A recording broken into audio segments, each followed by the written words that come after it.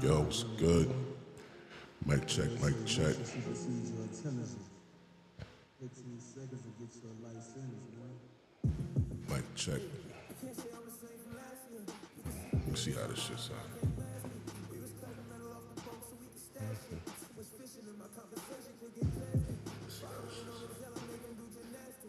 Sound official.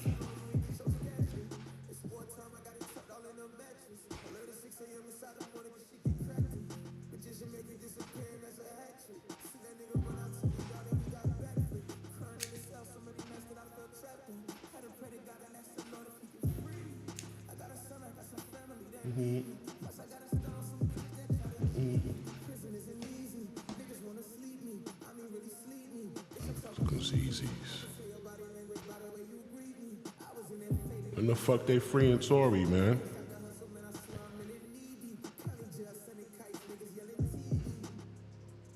When they freeing Tory?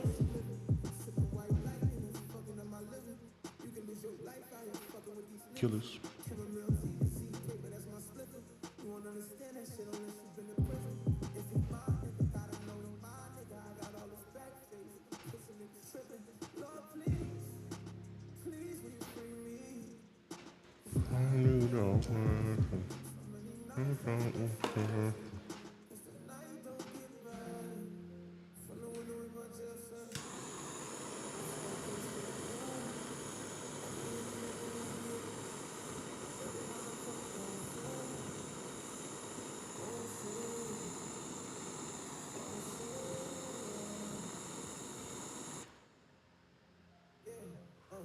Ooh. Look at that fucking light. Ooh.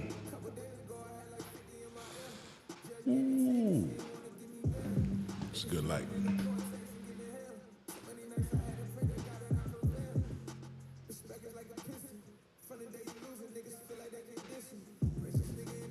Yeah, man, we gonna talk about some shit, bro. Got some double standard shit with the broads.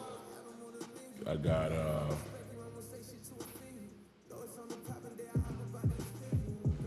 what else I got?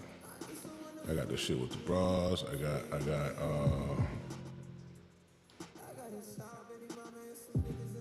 that shit with Mellow Bucks. Bro. What? Yo, that shit with Mellow Bucks is crazy. Take the pain away and free me. Free me. Free me.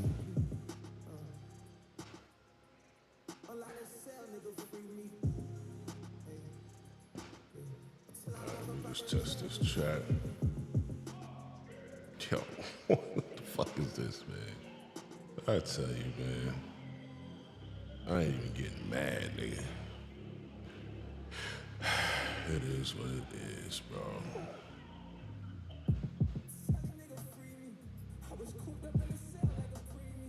I don't know why the hell this shit show up with that black ass background.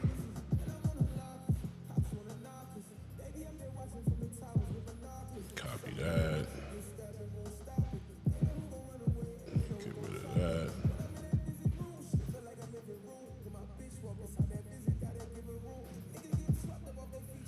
Alright, so that shit gotta be see-through, bro. Hey, why niggas just don't make that shit see-through from the jump? Like,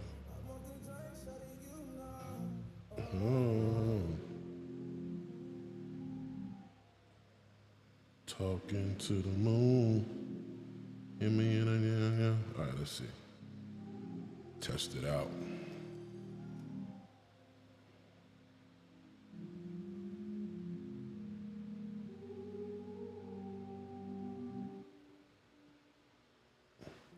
All right.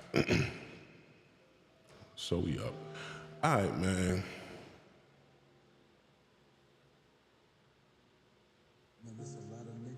A little bit of latency. You gotta be careful. All right, so yeah, man. This shit about this yellow bucks. This shit is crazy, bro.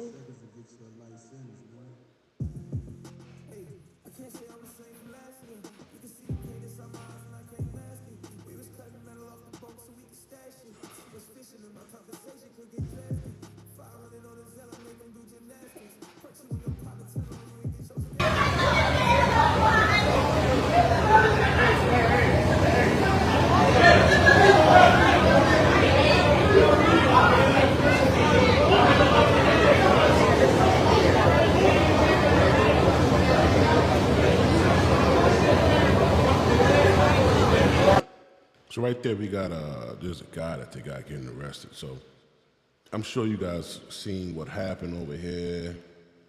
It was last night or the night before. Mellow Bucks, she got her. Niggas went in on her, dog. They went in on her, dog.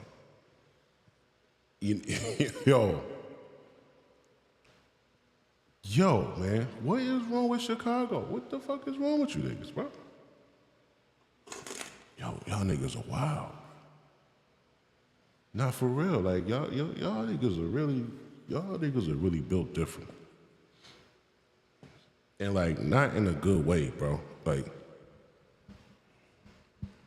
Like for real. Like y'all niggas is crazy.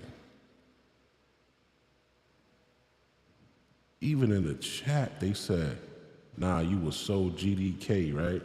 Reap the rewards. God damn. Ooh. Damn, nigga. Yo. And that is not John Cena. Put a picture of John Cena. That is not John Cena. Bro, you guys is doing too much, man.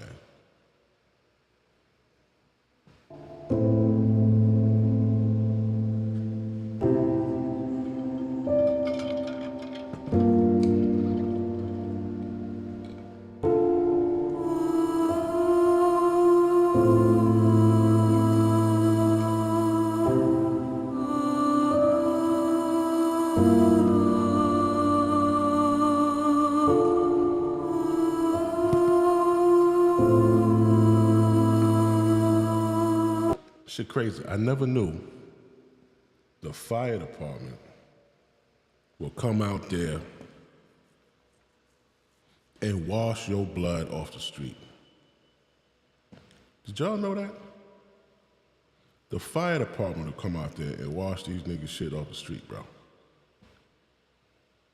Like, that shit is crazy. So much blood. That they need the fire department to come out there with the hose. Hose that shit down. Now, I remember this clip. This is a clip. Mellow Bucks did an interview with this guy right here. I want you to pay attention to what's being said. That's a question I have for you. Can a person in a wheelchair stand on business? It's all about the upper body strength. I heard that you beat someone's ass in public. Yeah, I had to blow a hole through a window. That seems very violent. You seem like a gentle. So she said she had to throw a hole through the window. You heard her say that, right? She had to throw a hole. Where's the hole that she had to throw? Here go the hole she had to throw through the window, right here. Now I'm caught off guard. We get to fight. Now at this point, her sister and her best friend, Damon and Destiny, they both jump in. Wait, pause. Is this on camera? None of that on camera. Only after I fell through the window was on camera. All three of their ass saw me. You said I ain't no little. My big ass gonna go through a window. And I'm drunk. At this point, I don't get no. Once I fall through the window, all the glass go through my back and my butt type shit, so my body get numb. But I'm still punching. You had glass in your ass? Yes. The glass all on my back, but I'm still fighting type shit. They still jumping me. Now, the stab wound was from Mello taking a piece of glass. Wait. This is stab wound? Yeah, this is stab wound. Let me see your hand. Yeah. Damn. Yeah. So this my dominant hand. Wait, let me see. Mellow Bucks did this to you? Yeah. When I feel the stab wound, man, this my dominant hand. So I went numb. So now I'm punching with this weak ass left hand, kicking this. So her best friend Damon starts stabbing me. That's what you see on the video. So you snitching? Yeah, I don't get no it's on the video. No. That nigga says, so you snitch? Yo, bro, what the fuck is wrong with you? Oh, yo, man. Listen, on some real shit. You niggas not gonna get it until maybe you our age, grown nigga age, 45, 48. You feel me? Maybe you ain't gonna get it till then. Cause when you get to this age, 45, 48 type shit, bro, you start looking at life different, bro. So that's why I'm gonna put this message to you. You start looking at life different when you grow up, when you really get of age. Like, somebody does something to you, damn near cripple you, nigga, like, when you supposed to hold it down. Nah, hold it down for what? What holding it down for? What you holding it down for? For who? You know what I'm saying? Like that whole code is why the ghetto is so unsafe, bro. You don't realize that until you get older. That's the only reason why niggas are still dying. Because of that code. That's the only reason. If that code wasn't there, niggas, your best friend would still be alive, your cousin, your daddy, your mama, whoever would still be alive. Because y'all don't gotta uphold some silly ass code or this nigga did something to you. Don't tell. Yeah. If you in that life, even if you in the gang life, right, or you selling drugs or whatever, there should be an understanding, if I get caught, blase blah, niggas is going, like, don't tell what somebody else is doing as far as them making their money. All right, but if somebody do something to you, nigga, and y'all didn't have that code, your favorite loved ones will still be here. How you feel about that? There'd be less t-shirts, less wakes, less funerals, all that shit. But y'all niggas just like, fucking man, I ain't gonna say nothing. Yo, who blew your arm off? I don't know. I still got my arm, what you talking about? Nah, man.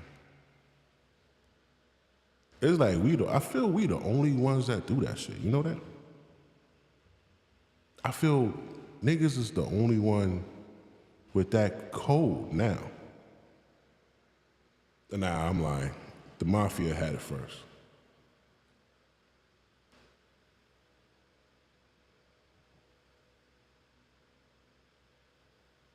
The mafia had it first, but you see where all I'm at now. That shit don't last forever, man.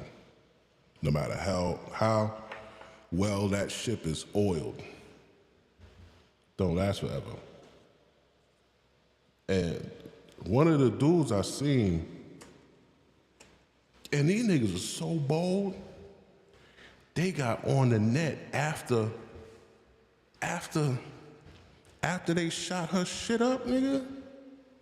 Them niggas got on the internet. It's like, fuck your album, bitch. Yeah, that shit is crazy. That was some wild shit. Let me see if I can find that real nigga. That nigga said, fuck your album. Yo, this whole shit is crazy, man. Hold on. Where we at? So she beefing with that chick. She beefing with this chick. The fuck? Bitch beefing with everybody, B. I'll whoop your ass. That's the principle I feel like I have to stand on, but my responsibilities is me losing my career. Me throwing a bitch through a window, that could have cost me my career. Like, I could have been in jail type shit. Hoes claim we stabbed him up. I could have been in jail, all kind of shit. Like, all because I want to stand on the principle. I got to learn how to, put my responsibilities first. But that's the only thing I'm learning to do, y'all. Like, I feel like that's the only thing I need fixing. If it's something, I'm good with constructive criticism. So if it's something, motherfucker around me, I don't be listening. Y'all be talking bullshit. Sometimes y'all be cool, but y'all be talking bullshit sometimes. So I can't always listen to y'all. When people's around me, when they be telling me shit, I be listening.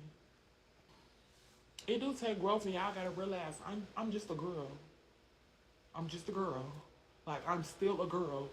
I'm 22, I'm still young, and I'm still... What? 22? Oh, wait, we ain't finished this shit. Look at this. We ain't finished this. I'm real gentle, just don't push my motherfucking buttons, you know? I just got a bad temper, so I get mad at the smallest things and go off real quick about the smallest shit. What are your biggest pet peeves? Talking about my mama, that's what got the last through a window. Don't bring my mama up. What's another pet peeve you got? Lying. I hate a lying ass.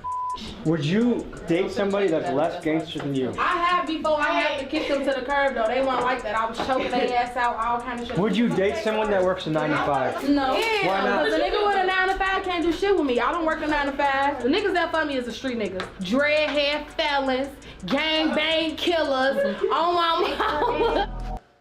Well, I mean, that is what she had to, that young fella. Where that young fella at? The young fella. That's the young fella right there. May he rest in peace. Now let's talk about the trauma of that shit, bro. I know she in the streets. She a street nigga and all that, but yo, she lost 4 people that were prominent in her life, B. All at the same time. Like seeing them niggas laid out. Do you remember when, what's his name? What's that little nigga? The little nigga that he had beef with Lil Durk. Quando Rondo nigga, right?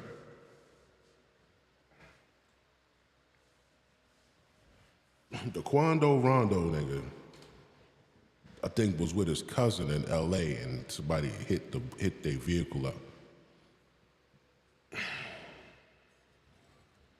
And you saw how he reacted to seeing his cousin laid out on the floor. Shorty, not taking anything away from the Quando Rondo kid pain, but Shorty got that times 4. Her boyfriend, her brother, and two of her homegirls, her friends. And then her other people. So other people got shot the fuck up. Oh, we gotta see that. I gotta show you this lady. Where the lady on TikTok? The lady on TikTok, man.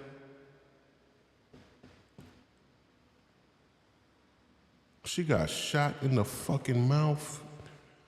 Yo, she got shot in the head twice. How do I find a bitch? Damn. How do I find this bitch?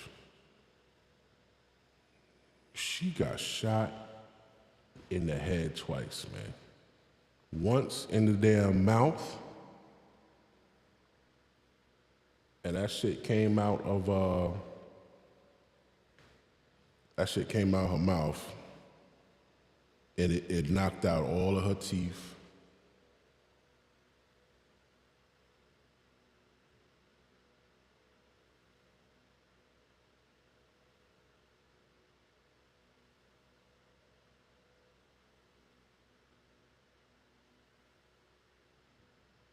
I know, as soon as you... My grandma always told me it's 2 places for a fact that a woman... All right.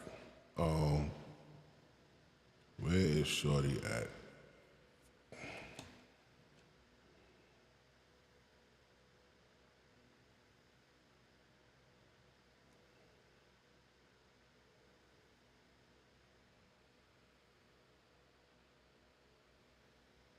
Damn, yo, these young niggas getting caught up with these bitches.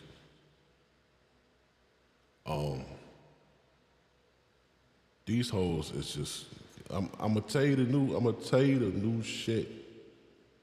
You guys, you in high school, you in college, don't fuck her. I'm telling you.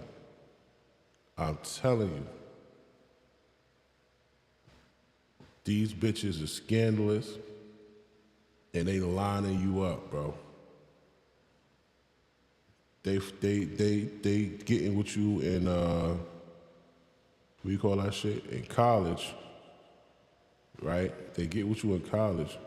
They let you hit, and then they wait to see if you get drafted. You get drafted, the bitch is gonna say that you tried to rape her. Facts. She gonna keep all evidence that y'all slept together. She gonna act like you tried to rape her. Niggas, y'all gotta starve these little greasy fucking broads, bro. These bitches is greasy. No talent having fucking fiending ass. Cause bitches ain't got no talent. So that's why they acting like y'all did something to them. They ain't got no talent. They up there making a living off of your shit. Yeah, that's what I was looking for right here. Right here.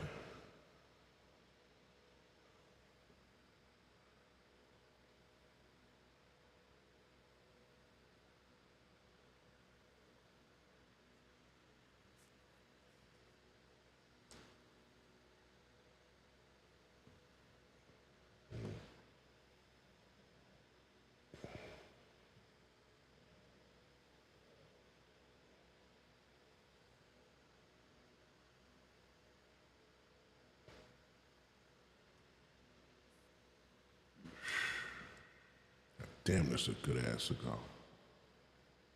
Shit. All right, now where that shit at?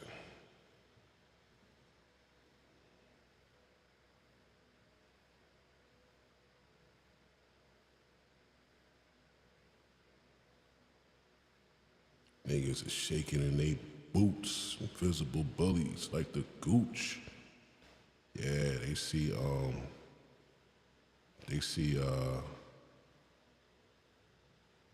Diddy ass about to get out, kid. I'm sure niggas done called his sons, all kind of shit. Like, yo man, how's your dad doing? I'm glad to see things, you know, he doing all right. Yeah, I bet you are.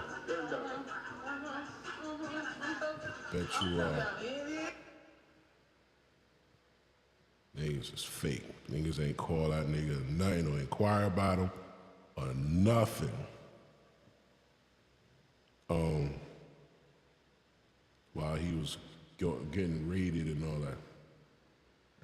Now, I don't know. Motherfuckers want you to disown niggas and forget what they did for the culture because a nigga is a freak of nature freakazoid.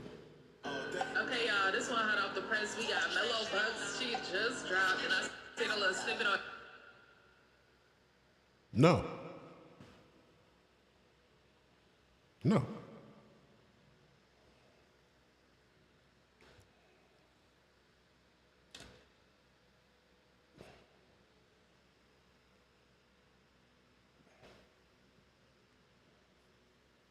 Point blank like that. And the reason being, all these adults knew what the hell they was getting into.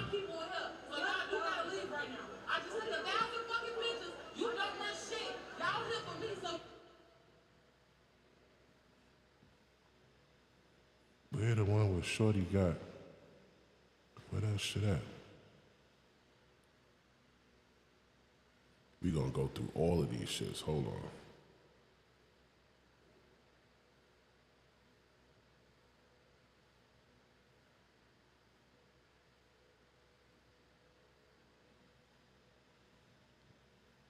What the hell is that? God told you that being a rapper was one of the most dangerous jobs in the world. And even my peers gave me flack for that, told me that I was bugging. I got a lot of backlash for saying that. Got people from the armed forces calling me, telling me I'm bugging. But actually I wasn't. So now in the light of everything that's been going on, RIP to everybody that we into lost. the crowd before racing out of here. Heard a lot of gunfire, and then the next thing you know is a whole bunch of police officers driving by fast, ambulance, fire and rescue. Amber lamps. Amber lampses. Now you got some other I don't know who this is right here, but this person, it looks like they're trying to say that this is Mellow Buck's house.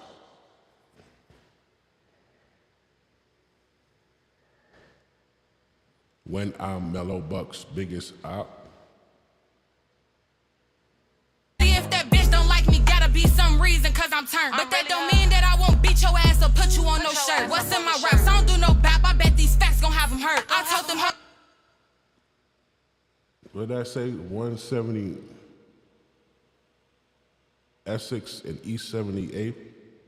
So it looked like she pulling a. It looked like she.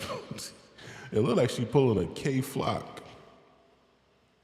K Flock used to do that shit, that wild ass shit. Pull up to a nigga crib. Let me see here.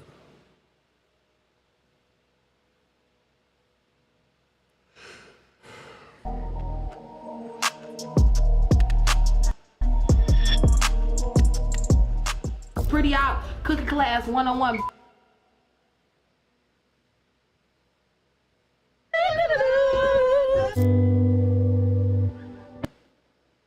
Oh, that is the shit. Damn. You see that?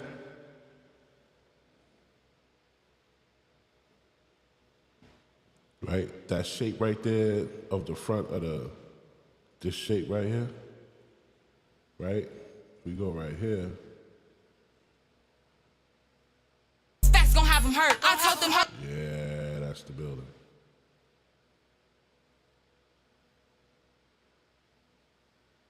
But that don't mean that I won't beat your ass or put you on no shirt. What's in my raps? I don't do no bap. That shit right there. But probably the one on the other side, that's on that side. I bet these facts gon' have them hurt. I told them hurt. Let's go back here. Yeah. This is my old crib on this block. When I was a shorty, I used to live on Kingston. That's where we hung out at, you know. I had a couple cribs too over east though. You know, I got a crib on like 80th in Kingston, 76 in Phillips, 77 in Kingston. This yellow building, this is my old crib when I was a shorty. I'm talking about like baby, 1, 2, you know. So if there's young women in school right now that are watching you and want to become a female drill rapper, what would you tell them? Pursue your dreams. Don't let nobody get in the way of your dreams. Stay raw, stay authentic. You don't have to change for the industry. This the 8 block right here, 078. We 078, 079, but I'm really a 78 baby. Like, this is where we used to party at. This is where we used to kick it at right here. Right here, we used to hang here all the time. Y'all see the sound right here? 78 for Essex. This the real. There it goes, 78 in Essex. Oh shit. That's exactly what Shorty showed right here. So there's some chick hanging over here on 78 for Essex. Now what was she saying about this block? Yeah, right here. Y'all see the sound right here? 78 for Essex. This the real year right here. What? So I want to introduce y'all to somebody, right? Her name is Teresa. We call her Mama. Sheesh. All right, so I'm trying to, let me go back to my I'm trying to find this shit. Oh, this shit crazy right here.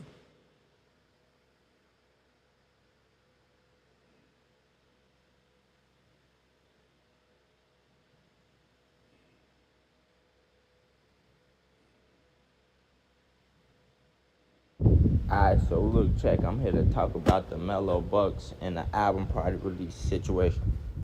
And before I start, I want to say condolences to all the families that was involved. I want to say rest in peace to everybody that passed away. And to start off, none of it was okay, none of it. That's why I feel like we should stop all of these album parties and just back to the situation though. I see everybody saying like, the people that did it was wrong and this and that, and I'm not saying they right. They not right at all. It still was a females album release party. At the end of the day, females were there. Who's else to say if elderly? Now, on this shit about females were there, the females. Nigga, females shoot niggas.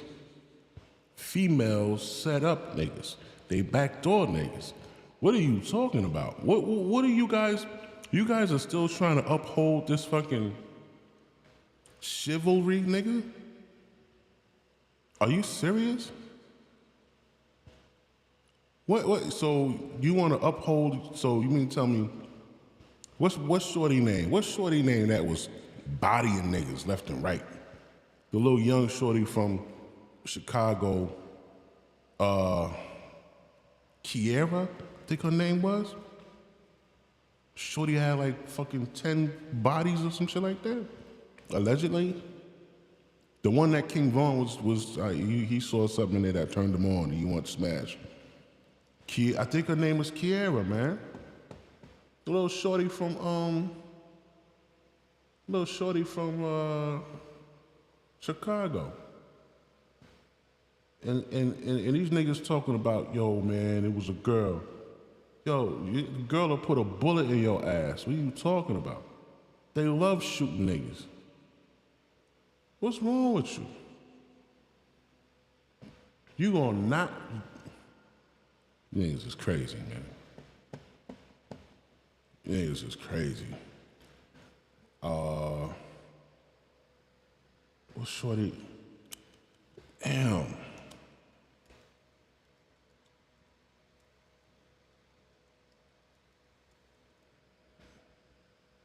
Yeah, there she go. K.I.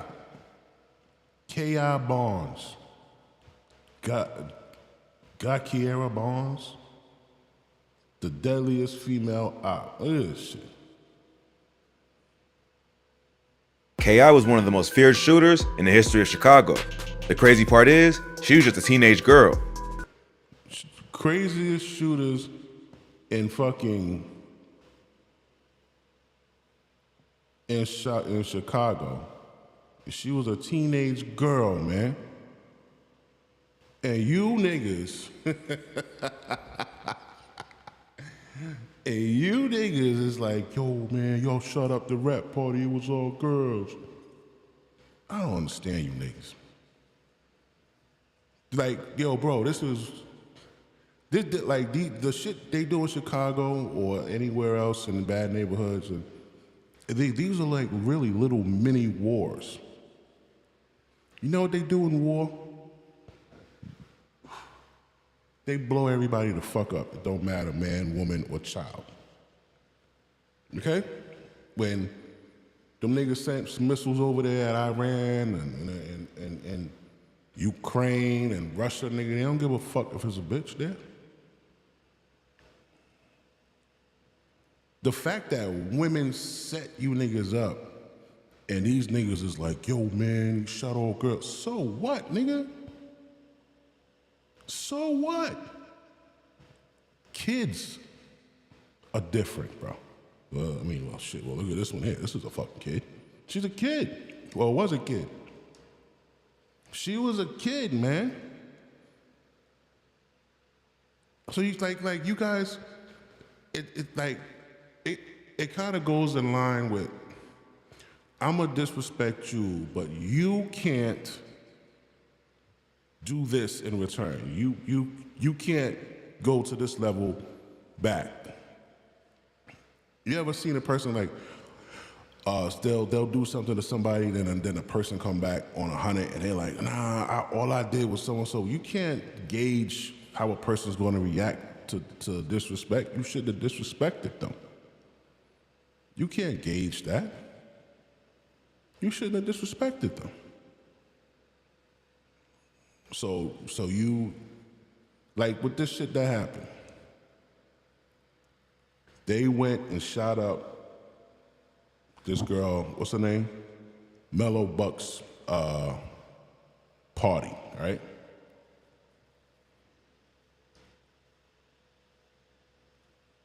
They can't turn around, Mellow Bucks go and shoot up find out who gave the address, who was at the party that was affiliated with it, because they knew what time to pull up. You know, they knew the address. It was supposed to be a private thing, but somehow the ops knew. Say she found out who accidentally gave it to somebody who gave it to them, and she just killed all of them. You're gonna be like, oh, she shouldn't have did it because they didn't shoot. No, if you disrespect somebody, man, prime example, the two YouTubers. There was two YouTubers in Vegas, like about 2 weeks ago. They was arguing back and forth on YouTube for like a couple years or a year or something like that. And then dude went in Vegas, and the other dude was like, oh, you in Vegas? You know, ain't nobody let me know. I can't wait to see you. And he walked the strip and shot him and his fucking wife.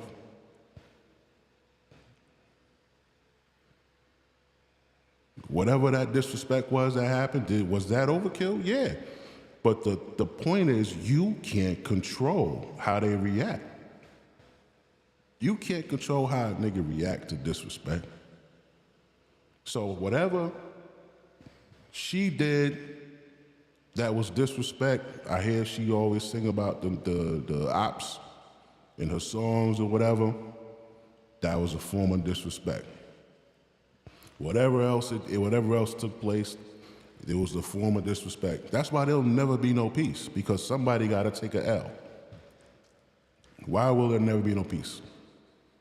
These guys killed 4 of her closest people and injured 12 more, 14 more of her associates, right? You think she's just gonna just let that lie? And she's a female, right? But she's a female, she's a human who just experienced severe loss and ridicule all over social media. Because the niggas that, I don't know if they did it or they know who did it or whatever, them niggas are all over this shit. They all over this shit laughing, but this is some man right here. That's I'm talking about it.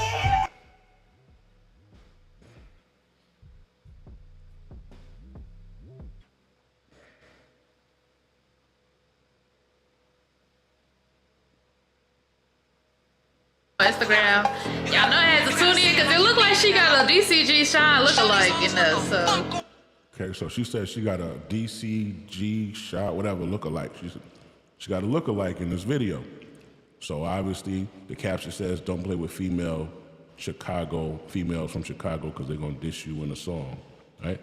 So let's hear the diss track. We finna see what's to it. I ain't got no feelings, niggas always fucking up. Turn me to a stone cold bitch that get no fucks. Nigga think he slime, I'ma show you how I'm slick. I should call your mama, tell her that she raised a bitch. Woo, green ass nigga. My daddy always used to tell me he hate how I pick up. I love a good diss track. Green ass nigga, with your stupid ass, you let me leave while I was getting thick. What the fuck you talking about? That's what you always say. Shut your stupid ass up, nigga, before I slap that face. I used to watch my mama put my daddy in his place. You better watch your tone talking to me, nigga. Take out that. You see that? I used to watch my mama put my daddy in his place. That's crazy. You gotta know I wear the pants. Show him why I'm hurt. Soon as he think. That bitch said you gotta know I wear the pants.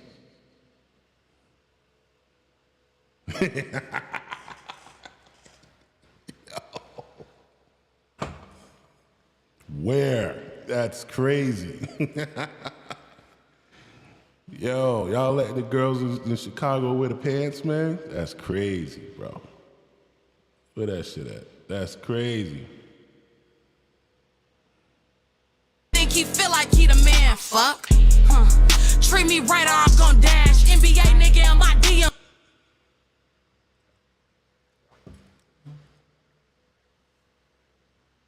Who the fuck is running? hold on, it's my nigga G Herbo. She ain't never hit a nigga like me yet, and I can tell. What the hell, he bitch so bad, I got cash on his L. Just get ready, 100 carats. What the hell, he millionaires. What the hell, he whipping the lamb. What the hell, he I don't scam. What the hell, he brand new mansion. What the hell, he Rari truck. What the hell, he 2025 coupe. Doors go up. What the hell, I'm rocking 1.2 in jewels, no pendant. What the hell, he nigga trim. Soon as that money come in, I spend it. What the hell, he I'm out here playing with 10 M's right now. Nigga G Herbo. Oh, she was going off on somebody up in this motherfucker. Look. My people will help. So y'all do gotta leave right now. I just took 1,000 fucking pictures. You don't run shit. Y'all here for me, so y'all do gotta get the fuck out right now. You tripping. Shit around me. You tripping.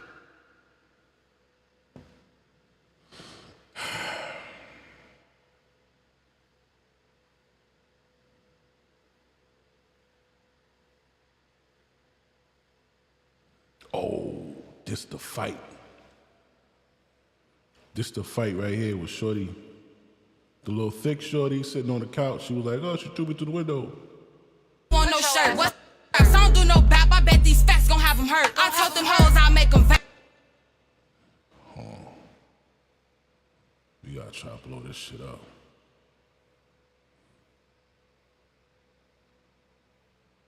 do no work. I got my blick eye. Damn, she did throw that bitch through a window. Look at this shit.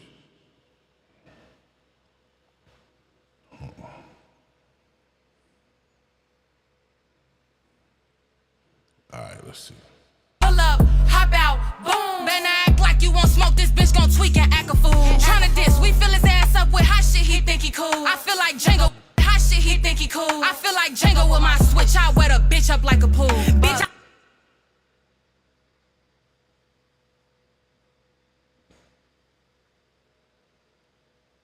I want no shirt.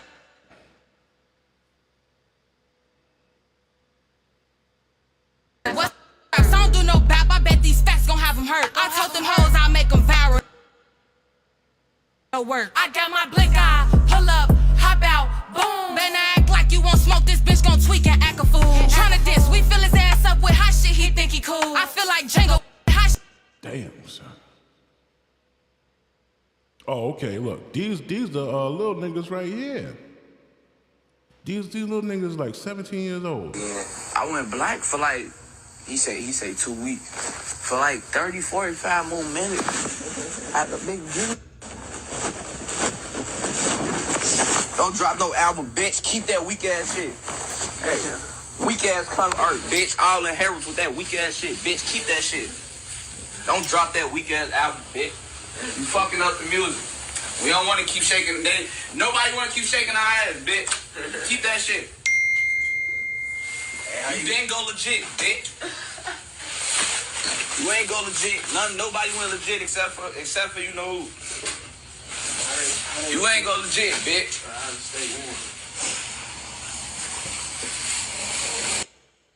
Except for you know who.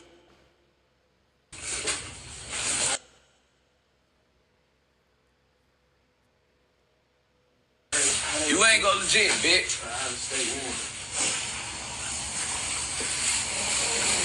I'm on that. And when it's back on our side, I ain't crying.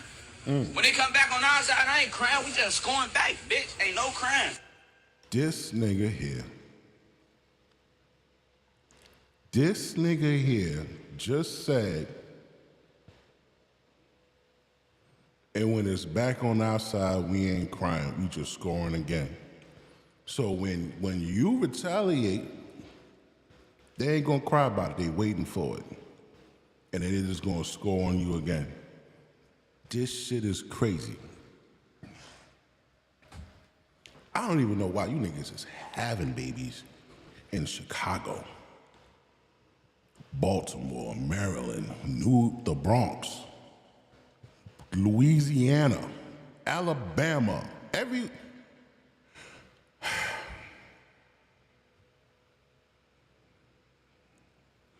That's why, like, when motherfuckers start talking about, oh, the black community, bro, that shit ain't gonna get fixed. You need whatever niggas could muster up some intelligence and some skills to go and earn some money, pick up and go to fuck somewhere else where you're safe, nigga. You don't want to be the only nigga in your hood making 200,000. You in tech, you in STEM or some shit like that, or you found a good business model and you work. No, nigga, you don't know. No. It don't work like that. All right? They gave us that. Somebody used this reference for a reason, crabs in a barrel. It was done for a reason. They saw something that motherfuckers today refuse to see. Now hold on. That motherfucker said, when it's our turn, we ain't, look at that, ain't no crime. And this nigga here, I think he like 17. I'm on that. And when it's back on our side, I ain't crying. When they come back on our side, I ain't crying. We just scoring back, bitch. Ain't no crime. Drill the fuck up. Ain't no crime. Oh, go get in that car and spin, nigga. Fuck you talking about. My man's check, I ain't crying. We ain't for the check, I ain't crying. We held our brother. Drill the fuck up, bitch. Hold your. Damn. Them little 17-year-olds. Shorty got some nice titties, man. Regards to the situation with Mellow Bucks, that shit was OD, okay? It's given it was a whole motherfucking setup, because how y'all know exactly who to get and who to motherfucking target when it come through? That's exactly what I was saying. That's exactly what how the fuck they know? That's exactly what I'm saying. Like, it's given, it was somebody in there who was plotting and twisting and turned their back on Mellow Bucks, because it's like y'all killed her motherfucking boyfriend, her closest friends. Like, it's so motherfucking crazy. And at that, it was all motherfucking females. Like, Chicago people, some of them be moving grimy as hell. Mellow Bucks don't be doing nothing to nobody. I mean, she... What? Oh! What? What?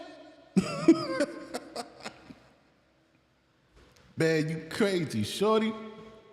Nah, you ain't say that shit. Nah, that bitch is wild. I mean, she be popping her shit, she be saying stuff. I don't know what she do behind the scenes, but I know she don't be, you know, trying to shoot up motherfuckers and shoot up a whole place. You know what I'm saying? So it's giving like, who the hell and what the hell going on?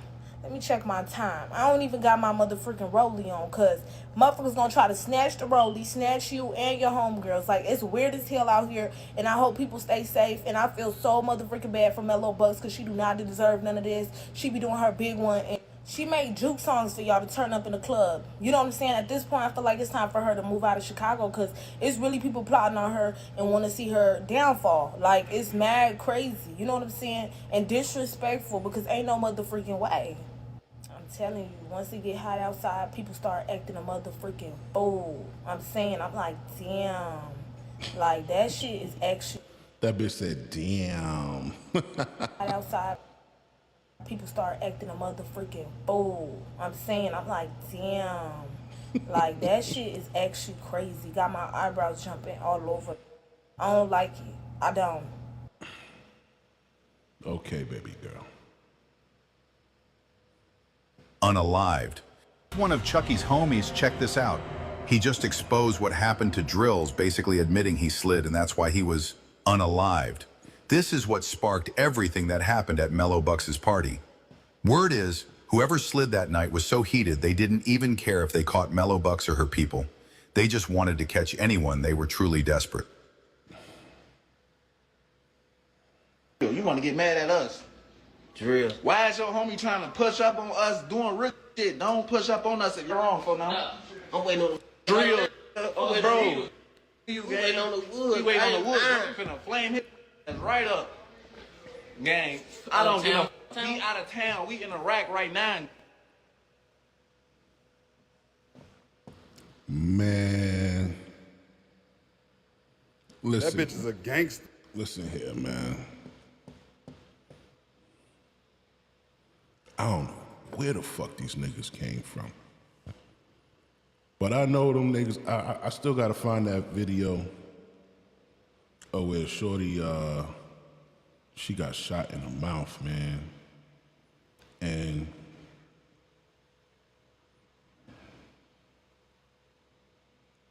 she got shot in the mouth.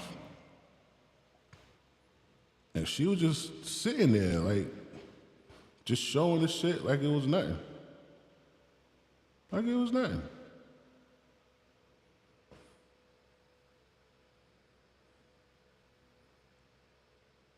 What? What the fuck you talking about? Age restricted. Nigga, I'm damn near 50 years old, nigga. Oh, they wildin'. Supposedly they caught whoever shot the shit up. But it was one person though. And you know, like 80% of the murders go unsolved in fucking Chicago. Let me see. Let me click this shit on a different link. Let me see. We're just still doing that. Yup. They must have took it down. That's what happened.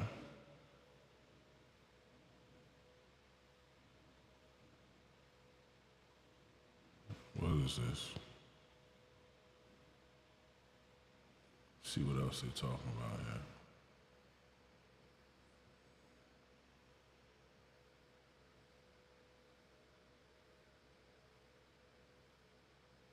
I want to tell you go get your mama, but I forgot they popped that bitch. Heard a bitch was in success, another body to the list. Send a bitch right up to God like on her birthday, make a wish.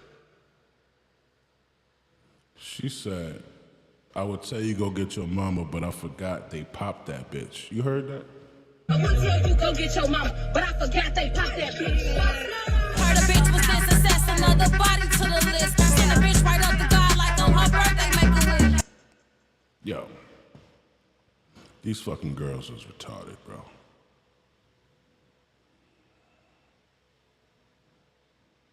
Who is this?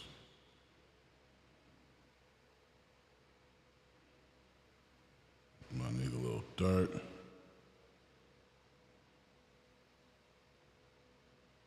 This shit here happened a couple days ago too, from out there in Chicago.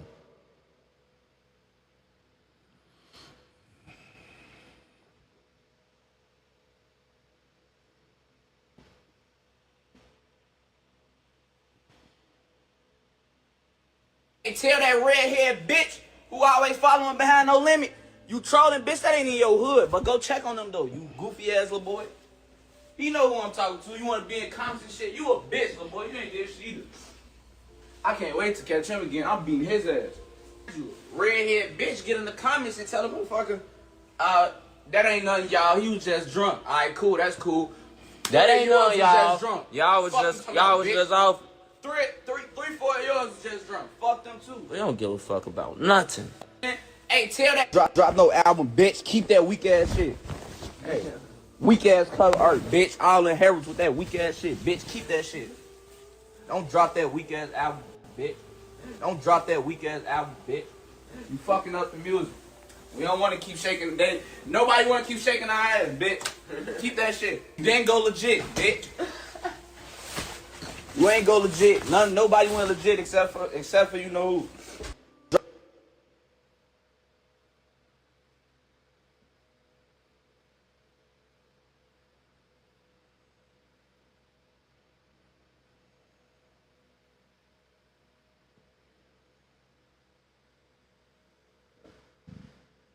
Party. Men affiliated with her neighborhood was dissing a man who lost his life just less than 24 hours prior. Allegedly, he went on a drill and his car got popped. The victim was identified as Drills from 9-5 Mob. It happened early Wednesday morning, the night of the album release party, in the West Pullman neighborhood in Chicago's far south side. He was inside his car when a dark-colored vehicle pulled up and someone inside started shooting in the 1200 block of South LaSalle Street. Drills was shot once in the head and was taken to Advocate Christ Medical Center, where he was later pronounced dead. May he rest in peace and love and condolences to his family. Police said no arrests had been made, and the gun was recovered from the scene. It was 78 in essence. The disc drills. One person wrote, hope your family got money for your funeral, B. One person wrote, drills died on the drill.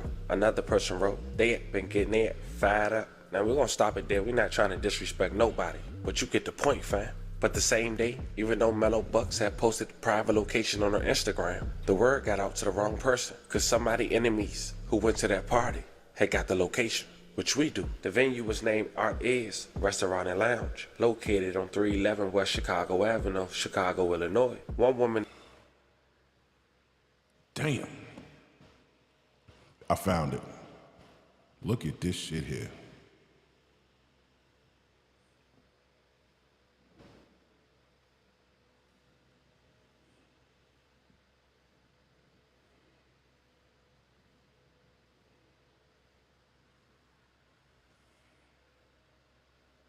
My shit fucked up.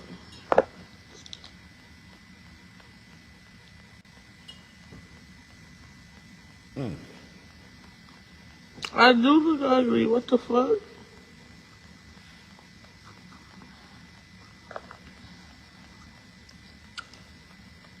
Damn. The bullet went in right there, and it came out. And I got a bullet in my fucking neck.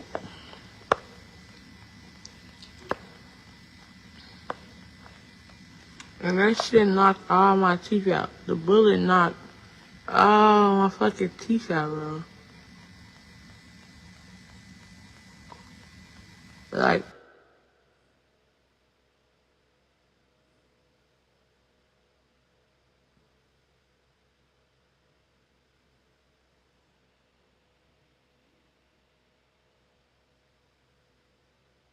All right, you guys, so we have more information about the situation that unfolded in Chicago a few hours ago. So we now know that 18 people were injured, and out of those 18, 4 people have died. So we've now learned that this was an album release party for the rapper Mellow Bucks. Around 11 p.m. when the album party was over, everybody was standing outside when somebody in a black sedan pulled up and opened fire. Now, we don't know who this person is. Police do not say if they have a suspect. So we don't know if this was a targeted situation, but this was her album release party. And those 4 people that are deceased were extremely close to her. I mean, like her boyfriend and I think her best friends. Not only that, there are multiple people who are critically injured that are still at the hospital. Now, this situation was so bad to the point where police couldn't even wait on ambulance. They had to start taking victims to the hospital in their cars. So among the injured, there were 5 men and 13 women. Now, y'all, this is a heartbreaking situation. Her friends, they were just gathering to celebrate her success. And whoever has the mind frame to pull up like that and unalive all those people, y'all, they need to be off the street.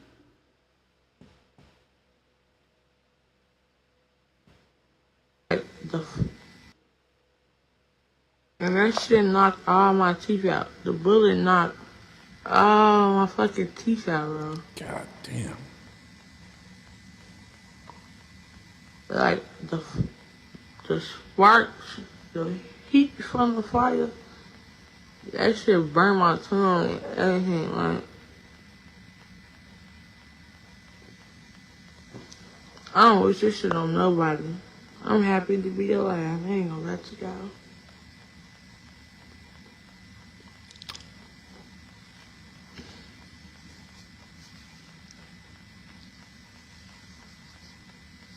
I don't wish this shit on my worst enemy.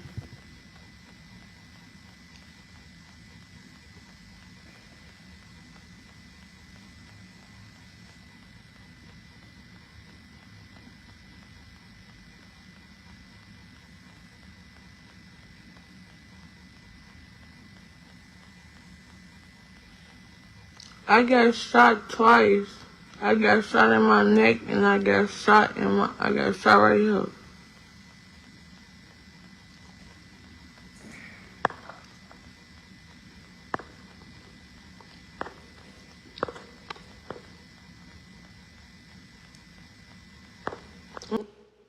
Yo.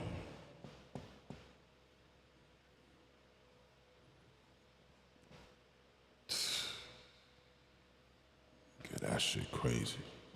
Five males and 13 females. fired their ass up, man. Yo, man, I'm so glad. And I grew up in a bad neighborhood, man. But goddamn, that shit wasn't like this, man. You know what I'm saying? It was bad. It was nothing like Chicago. It might have been like Chicago. It might have been like Chicago in the 90s, but after a while, everybody was off the street. They was either dead or locked up. It's like you know how history like repeat itself? And like every little while, shit just get crazy. It get real crazy. Then when our shit was fucked up like that, this nigga named Giuliani pulled up. Giuliani cleaned up New York, man. That little Italian dude, whatever he is, he cleaned New York up, man.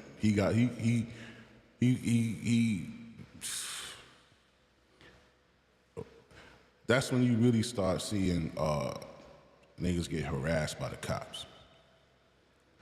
Cause when they in their roll call and they captain or sergeant or whatever, get them their area, they tell them, yo, anybody over there. Cause they'll tell them, yo, listen, it ain't niggas in their 30s doing shit. It ain't niggas in their 40s or 50s. It's niggas, it's teenagers and niggas in their 20s. So anybody you see young, walking around, stop their ass. That's what they tell them. And motherfuckers be like, oh, they always profiling us. Yeah, nigga, they profiling you. Cause it's your age group, nigga, that's doing this shit. If I say Pickett Avenue between the hours of 9 p.m. and 3 a.m., them niggas is getting robbed. If you on Pickett Avenue between the hours of 9 p.m. and 3 a.m., if you on Pickett Avenue, you gonna get stopped. Not cause you know, niggas don't, not cause the cops hate niggas, but because you in a high crime area and every night from 9 to 3, somebody is getting robbed and assaulted or shot. That's why. You know what I'm saying? And then they used to just pick niggas up. I remember they caught a nigga right outside my door, B. Right outside my door. I heard this boom, boom, boom, boom, boom, boom, boom. And shit, so I go to the door, like, who? And he was like, it's NYPD. Open the door. So I'm like, open the door. Fuck, nigga, ain't nothing wrong in here. And then click, what's up, man? What's this building? And he had a nigga on the floor, cuffing him. The dude, he must have ran in and was trying to run. And they caught that nigga. Now, I gotta give it to him. You catch a nigga running in a building through the staircase. Cause once a nigga in the building, man, that's it, bro. You ain't, they had to be on that nigga ass. And he tried to get away, go through the back staircase, come around, go through the front. And if you can get there in time, niggas don't know if you went up or down. They caught that nigga right before he got to the front of the staircase. You know, and then they was giving niggas time, B. But I'm gonna tell you though, it was this one dude, I remember he came out from jail, man. And you know, when a nigga got pulled, when people still be talking about him, talking and speaking his name and shit. And I remember I used to always hear this dude's name, this dude, they call him Thor, black nigga named Thor. That says all you need to know right there. Black nigga named Thor. They used to always talk about Thor. And I remember, and I used to hear about him because he used to talk to this chick that I know. He had one of the baddest chicks in the projects. Yeah, he had one of the baddest chicks in the projects. He got her pregnant. That was his baby mama. Everybody knew her as Thor's baby mama. He was locked up for a minute. And I remember he came home, that's all you heard. Yo, they could throw her home, da-da-da-da. And they started talking about his baby moms.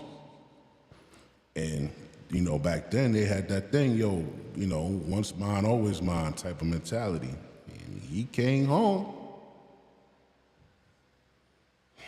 Shorty, you know, she started dealing with like a clean-cut dude. And I think he like owned a construction company and shit. Black dude, I don't know his name. Black dude owned a construction company. So I remember I was out in front of the building. Me, my godbrother, and a couple of us were standing out front of the building. And we saw his baby moms come out the building and go to a car. That was her new man car. Well,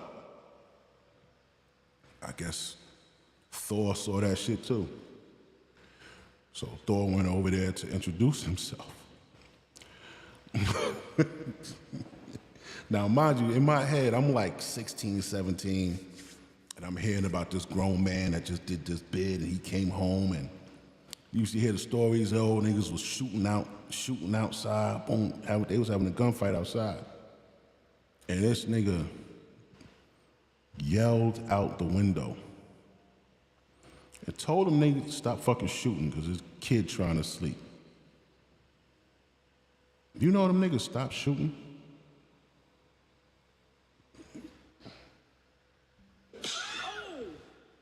Nigga.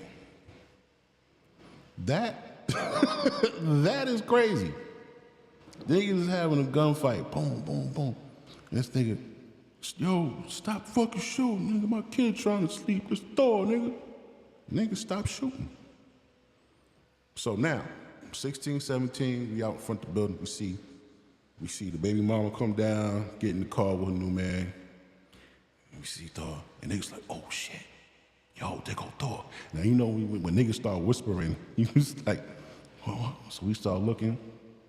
Now you can't hear nothing because they too far away. You can't hear them. But we see him walk up to the fucking driver's side. So you see him talking to you, see him lean down. Then he just grabbed the nigga through the window and just start bam, bam, bam, bam, bam, bam. The baby mama get out and she come around. You know what I'm saying?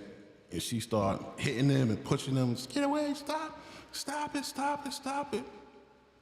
So then the nigga roll the window up. She gets back in the car. This nigga, he ain't even looked.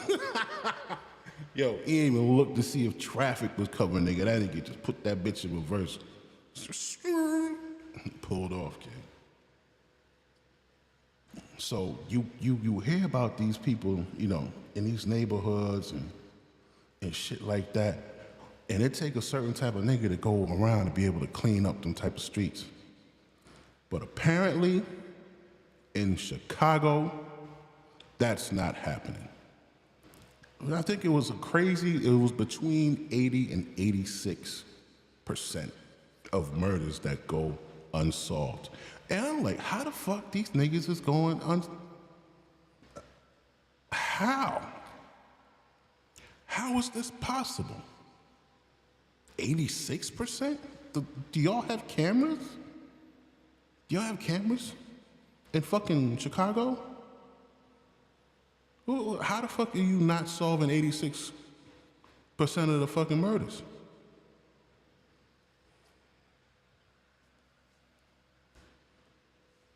They got a little motherfucker like this. The only person that cleaned up the streets from this little young lady here was the ops, not the cops.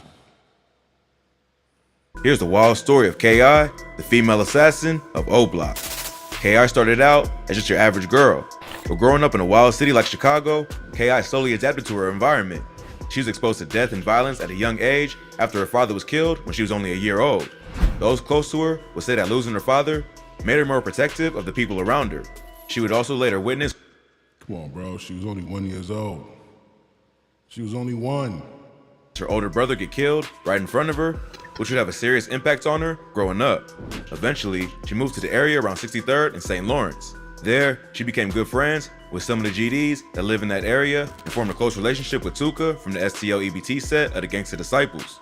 In January 2011, Tuka was standing at a bus stop. Oh, that's Tuka. That's the one King Von be rapping about. Smoking on that.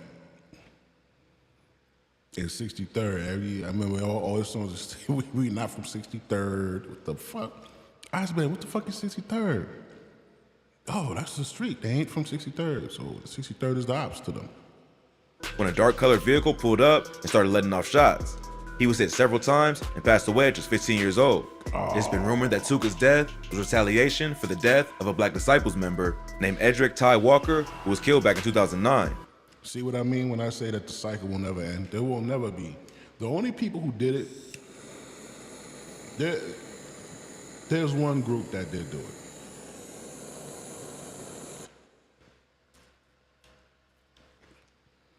That was the Bloods and the Crips in LA. I remember they had a treaty, and they signed a treaty, some shit like that. Let me see.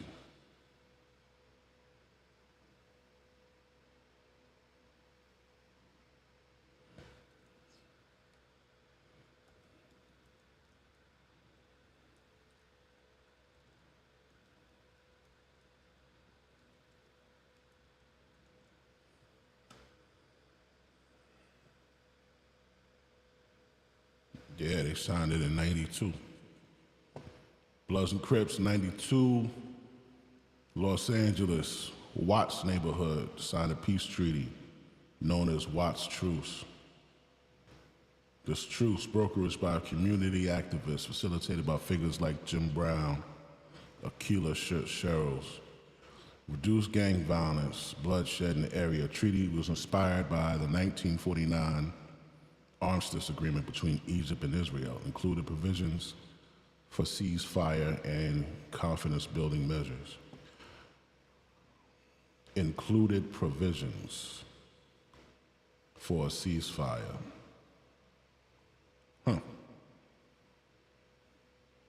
Key provisions: a ban on drive-by shootings and code of conduct. It included a ceasefire, a ban on drive-by shootings, and a code of conduct. Oh, shit. Wow.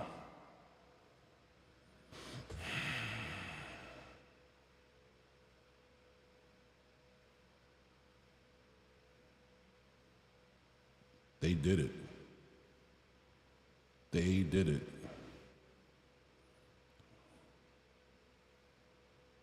Wow. Yeah, but I don't think that shit gonna happen in Chicago. Chicago a different breed, man. Tuka was a well-loved and respected member of the STL EBT. So after he died, they renamed the area around 63rd and St. Lawrence to Tukaville in his honor.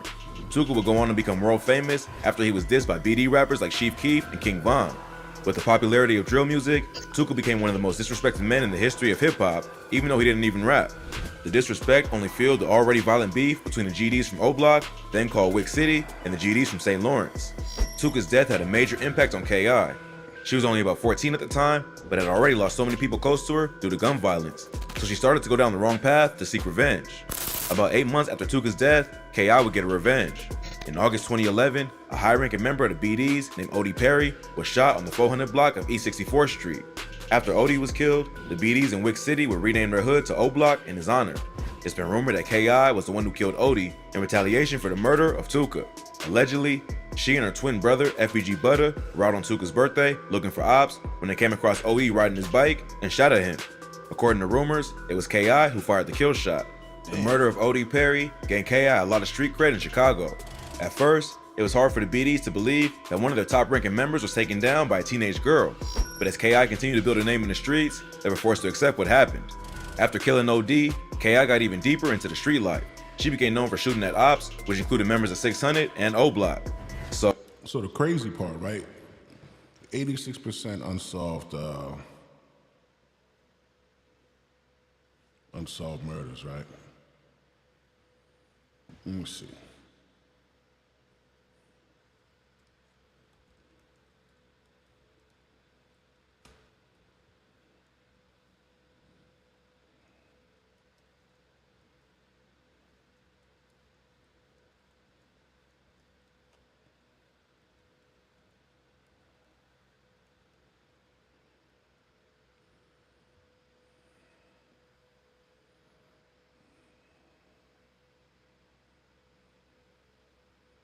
It's not exactly 86%, but Chicago does have a very high rate of unsolved homicides. 2024, January to October, 501 homicides occurred. 79% went without arrest. So that's like one out of four murderers get arrested out there in Chicago in 2024. That's crazy. So 79% equals, out of 501 homicides, 396 cases went with no suspect charged. Holy shit. Oh my God.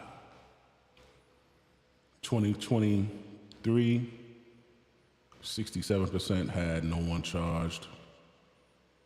Damn, bro.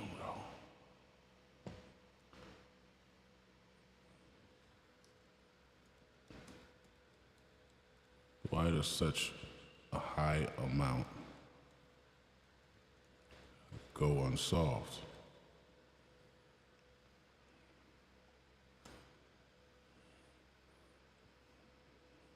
The high number of unsolved homicides in Chicago, often over 75 to 80% without arrest, is the result of a complex combination of social, structural, and systemic issues. Here's a breakdown. Lack of witness cooperation. Just spoke about that. Many communities affected by violence have deep distrust of police. People fear retaliation if they talk.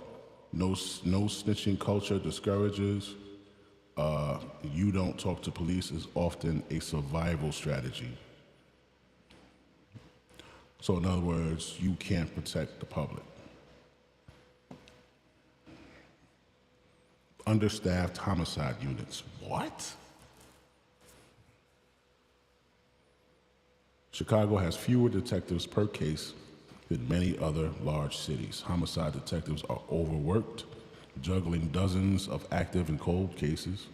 This slows down investigations, leads drop leads. Crime scene challenges. Many shootings happen outdoors in high traffic areas. No surveillance, few witnesses, little forensic evidence. Guns are often untraceable and not recovered at the scene. Wow. Number 4, poor police community relations. Years of police misconduct, corruption, and racial tensions have damaged trust.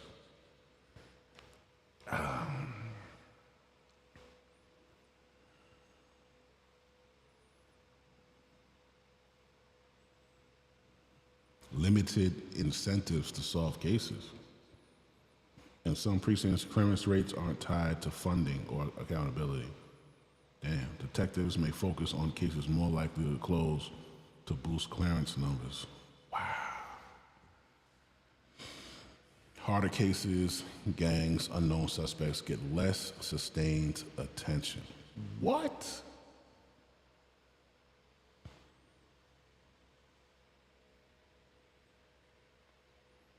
Number 7, volume of violence. In high violence years, there are so many shootings and homicides, police simply can't keep up.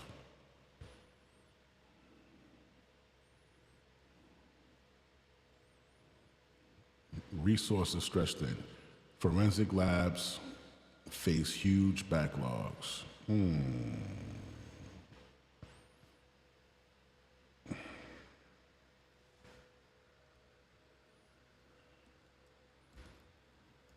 Since forensic labs are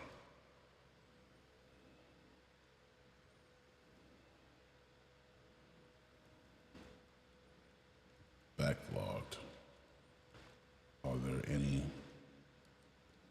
positions for hiring?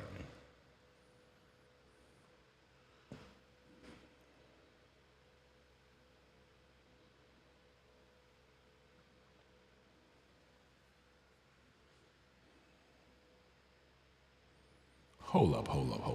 So they got a problem, they're short-staffed, they got a problem with forensic labs being backlogged. So I asked them, do they got jobs for forensic technicians? Right? They say many places are hiring to tackle forensic lab backlogs, but positions like forensic scientists and technicians are highly competitive and often require specific qualifications. Colorado Bureau of Investigations reported historic DNA backlog and is actively hiring. Current 16 DNA scientists, 15 in training, 10 finishing in 2025. Hiring 8 more specialist positions now. Tennessee Bureau of Investigation hired 25. All right, in Chicago, recruiting 26 forensic scientists to reduce DNA backlogs.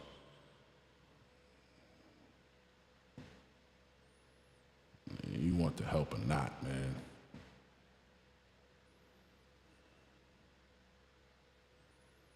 So, even though she was a female, she was becoming a problem to the BDs and was one of their biggest ops. It seemed like KI got addicted to the lifestyle and would shoot at anyone who threatened her, including other females. It's been rumored that KI one shot at another girl who was the cousin of T-Roy, another high-ranking member of O-Block. His cousin ended up snitching on her, but KI still beat the case due to lack of evidence and remained on the streets. Plus, she was also known to taunt her ops on social media, often taking shots at dead members of O-Block and 600 like OD and Baldy. This would lead to beef online with high-ranking BDs such as King Von. Von and KI were known to taunt each other on social media, all while pretending to flirt.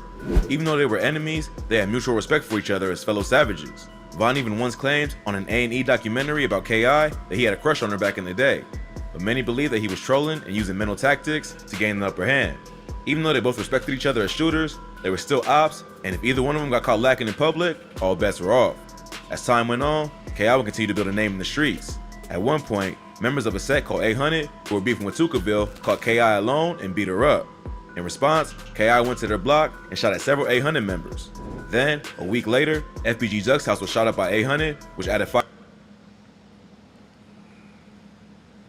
You gotta respect that little bitch, dog. Listen. Yeah, it's bad, blah, blah, blah.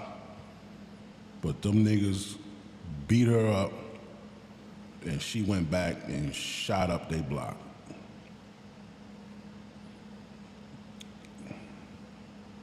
It's how you get respect, man. Like that right there just shows you that that's how you get respect. You motherfuckers only respect violence, B. And that's true. I remember when I used to work in jail, motherfuckers used to say that. Yo, man, y'all niggas only respect violence. Niggas try to be nice. And you know what? They were right, because one of the things I noticed, say you got 2 houses, right? And it's the end of the day, and you only got room for one more house to go to rec, to go to the gym, shit like that. Rec is mandatory. Sometimes it carries over, and you run out of time. So you got 2 houses left. Only one can go, because you can't mix them because they'll fight, right? Well, who do you pick? Well, which one deserves to go? The house, the less violent one, the one with the less altercations with staff, the one, you know what I'm saying? Well, what I noticed is they would usually take the worst house. Now, why would they take the worst house? Because they were the worst house. And they knew if they didn't take them, they were gonna cause a whole bunch of shit. Either they weren't gonna lock in, there would be an assault on staff, you know, if you didn't take them. Someone used to tell you, yo, if we don't go to rec, we're gonna beat your officer up. So that the nigga or the female that's on the floor, the officer, now their shit is in jeopardy. Now, what you could do is call a squad down there and lock their ass in. Whichever ones didn't want to cooperate, you take them to the fucking to the intake, to the pen. You know, you write them there in infraction. That's all you could do, and you leave them there for a little bit. Then you take them back. They got tired of doing that, so they just said, "Fuck it, we going to take the house that we're going to leave the house that's going to give us the least amount of problems. Hence, they only respect violence. Yeah. This shit crazy, man. Look at this. Look at all these niggas. This shit is nuts. Bill caught K.I. alone and beat her up. In response, K.I. went to their block and shot at several 800 members. Then, a week later, FBG Zuck's house was shot up by 800, which added fire to the beef between the two sets. Then, on June 24th, 2012, a 13-year-old from the Jarrell City neighborhood named Taekwon Tyler was killed. Taekwon was at a house party with his sister when a gunfight broke out and shots went off. He ended up getting hit with a stray bullet and passed away. A dude affiliated with Jarrell City named Nishan Flowers was later arrested for the murder and sentenced to 55 years in prison. Taekwon was K.I.'s cousin, and she was at the party to witness him get killed.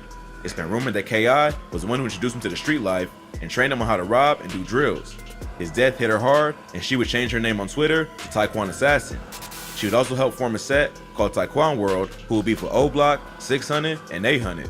So, K.I. now had an army behind her to help her take on her ops, and she continued building. She formed her own set. She would also help form a set called Taekwon World, who would be for O Block, 600, and... So she formed a set in the name of the motherfuckers who killed her cousin.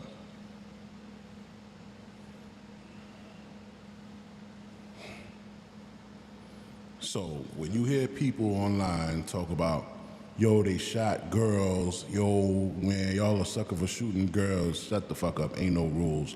Ain't no gender in fucking gang violence, bro. It's just combatants. Ain't no gender. All right? Whatever happened with Mellow Bucks and whatever ops they had and whoever she run with, it's just a regular beef situation. And those dudes saw an opportunity. Yo, you heard Shorty, and it sounded like he was snitching on himself. It sounded like he was snitching on himself. The nigga said, yo, fuck y'all. When it's our turn, we ain't gonna cry, and da-da-da, we just gonna get back on you. Nigga, you incriminating her. I don't understand how the fuck they don't, like, yo.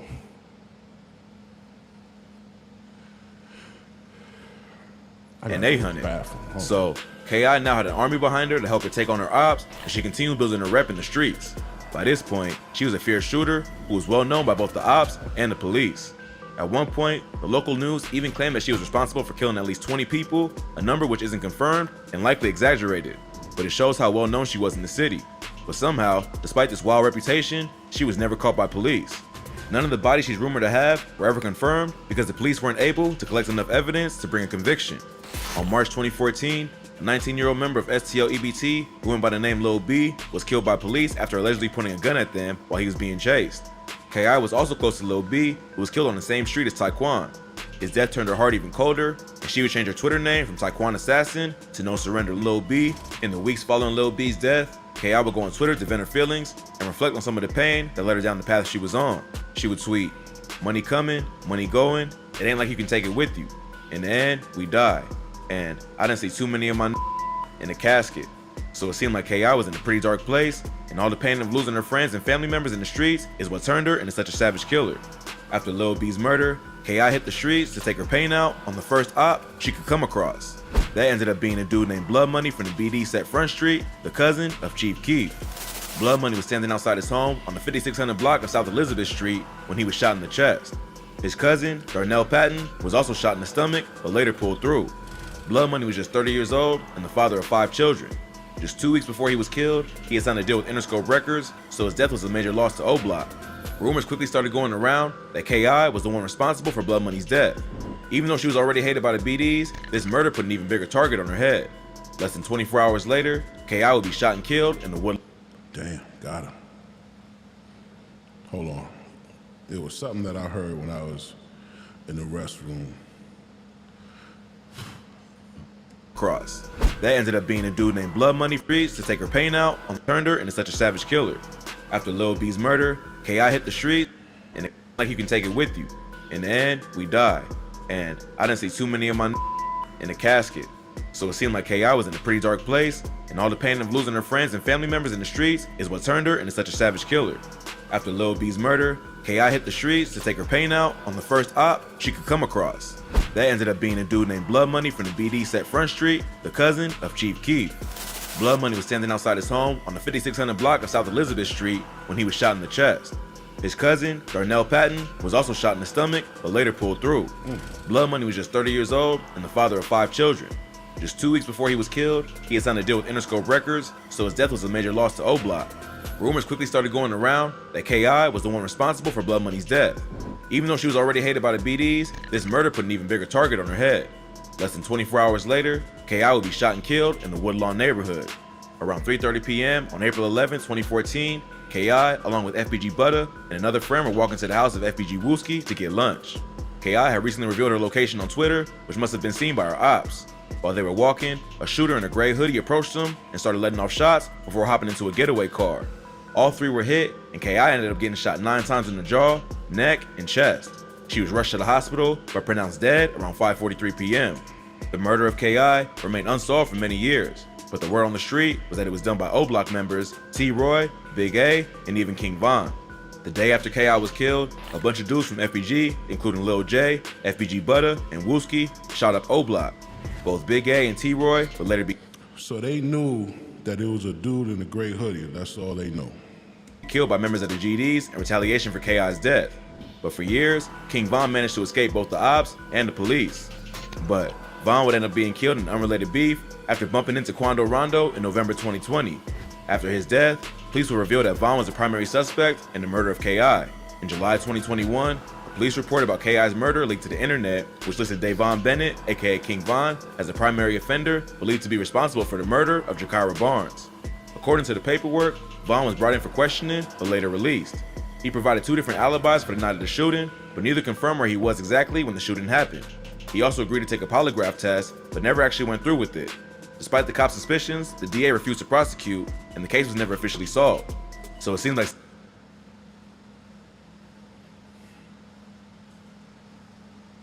The DA refused to prosecute. Yo. These niggas don't want to clean up the street. Like, sometimes you gotta look and say, you know what, they don't want to solve this shit. They don't want to solve none of that shit, man. They don't care about that shit, bro. someone leaked the paperwork to confirm the rumors that Von was the one who took out the notorious KI. Sadly, the story of KI isn't all that uncommon, except for the fact that she was a girl. Plenty of teenagers growing up in a city like Chicago turn to the streets after witnessing people close to them get killed. The only thing unique about KI's situation was that she started out as an innocent teenage girl, but quickly transformed into a ruthless shooter. Police believe that she was involved in dozens of shootings and several murders, even though she was only 17 when she died.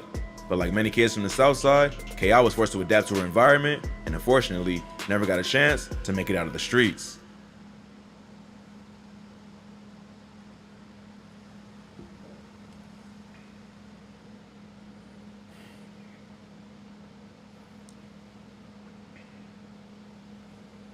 Sheesh.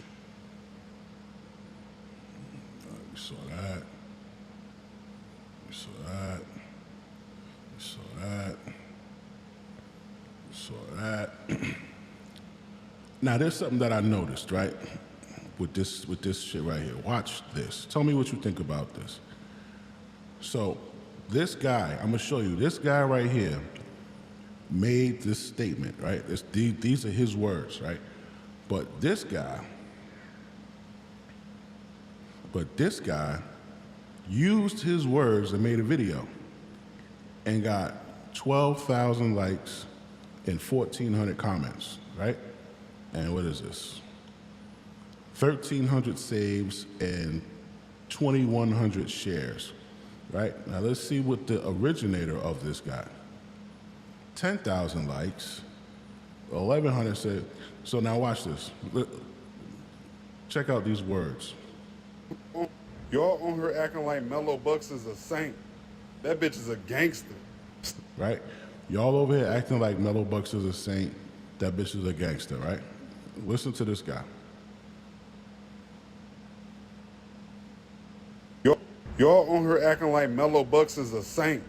That bitch is a gangster. Right? Watch. Stop acting like y'all don't know why this shit happened. When you Stop acting like y'all don't know why this shit happened. Here go this nigga. Stop acting like y'all don't know why this shit happened. When you live that life, this the shit that come with it. You better right? Live that life, this the shit that come with it. You better lace up your bootstraps. You can go click on any one of her songs. She talk about guns, violence, street shit, gangs. Right? You click on any one of her shit. Now, he better lace up your bootstraps. You can go click on any one of her songs. She talk about guns, violence, street shit, gangs. So, how the fuck you how you go copy the sound of another nigga's video and read it word for word like it's yours? It's not a big deal, but it's just like, who does that? This nigga? That's crazy, right? How you gonna copy, like, that shit crazy. What? Meanwhile, the audience want to act delusional because she a female. Hell no. Shorty ain't got not one song where she don't mention.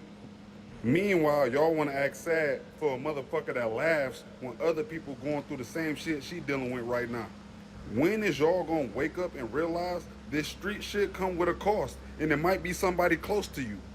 She knew what the fuck she signed up for. She just wasn't ready to pay the price when it came to it.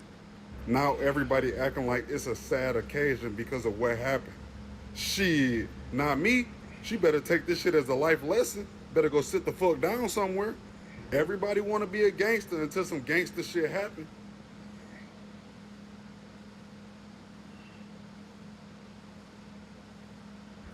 What?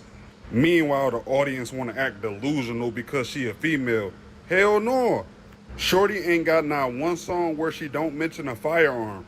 Meanwhile, y'all want to act sad for a motherfucker that laughs when other people going through the same shit she dealing with right now. When is y'all gonna wake up and realize this street shit come with a cost and it might be somebody close to you? She knew what the fuck she signed up for. She just wasn't ready to pay the price when it came to it. Now everybody acting like it's a sad occasion because of what happened. Shit, not me. She better take this shit as a life lesson. Better go sit the fuck down somewhere. Everybody want to be a gangster until some gangster shit happen. I just had to show you that shit. That shorty that got shot in the mouth. That shit was crazy. My shit fucked up.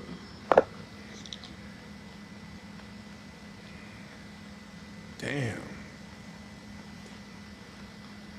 I do look ugly. What the fuck?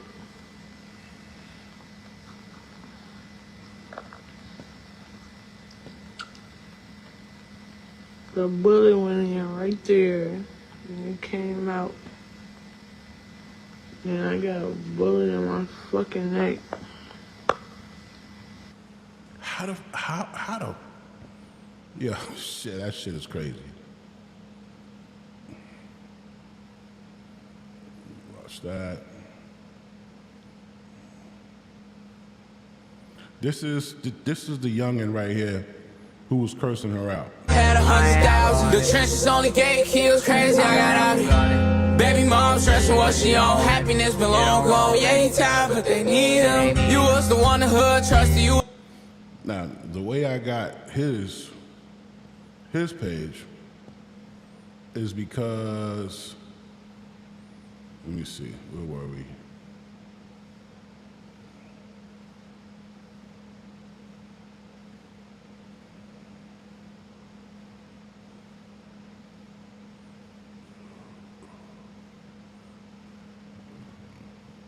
My people.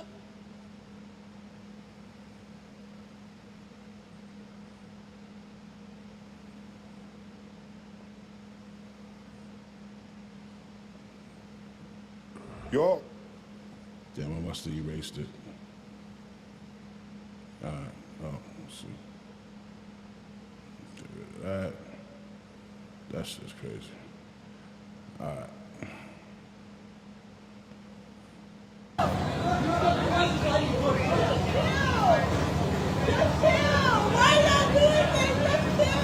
Now this dude, they put him in cuffs because they said that he shot 4 people. The nigga, I ain't shoot 4 people.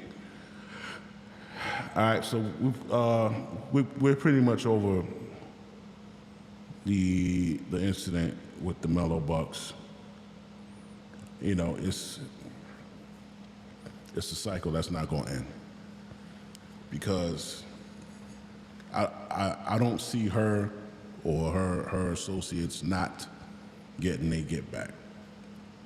That's how the cycle goes. Somebody got to take an L. Somebody got to be like, oh, you shot my cousin, but we want peace, so I'm not going to retaliate, and it's going to start with us. And who is going to say that? Who's going to do that? Not today, not in these days, right? And homegirl, her brother, her man, and her 2 best friends, right? Who the fuck she gonna talk to? Who she gonna call now? They gotta set up the funerals, go through the wake. That's what I hate about death. As soon as you start the road to recovery, now you gotta rip the fucking bandage off and go through the wake and go through the funeral and all that shit. It's like, damn, right? Yeah. So, you know, I definitely feel sorry for her, man. And I feel sorry for everybody that went through that shit, that goes through that. We're gonna move on to the next topic. Next topic, I want you to remember there was a guy who reportedly left his 3 children in McDonald's. And allegedly, he stated that he went on a job interview. They still locked him up. They locked him up, right? Even off of that, they locked him up. He left his kids at McDonald's for an hour and a half. He said he went to a job interview. When he came back, they locked him up. Now, I want you to look at this story here. This is a story of a 9-year-old Texas girl who died in a hot car while the mother was at work, right? Her mom worked the 6 a.m. to 2 p.m. Shift, right? She was in this white Corolla right here. As you see, the car is not parked in the shade or anything like that. It was left right out in hot-ass sun, right? Now here it says mom was detained, right? But I'm gonna let you know that they let her go, okay? Before we even get into the story, they let the mom go. There's an obvious double standard between men and women. She gave the little girl a bottle of water, 1 bottle of water, and left her in the fucking hot car. Cracked the windows. If you guys know, when it's like 93 degrees outside, inside your car, it could get to well over 100. So she left a 9-year-old girl in the fucking car in Texas in that 93-degree weather.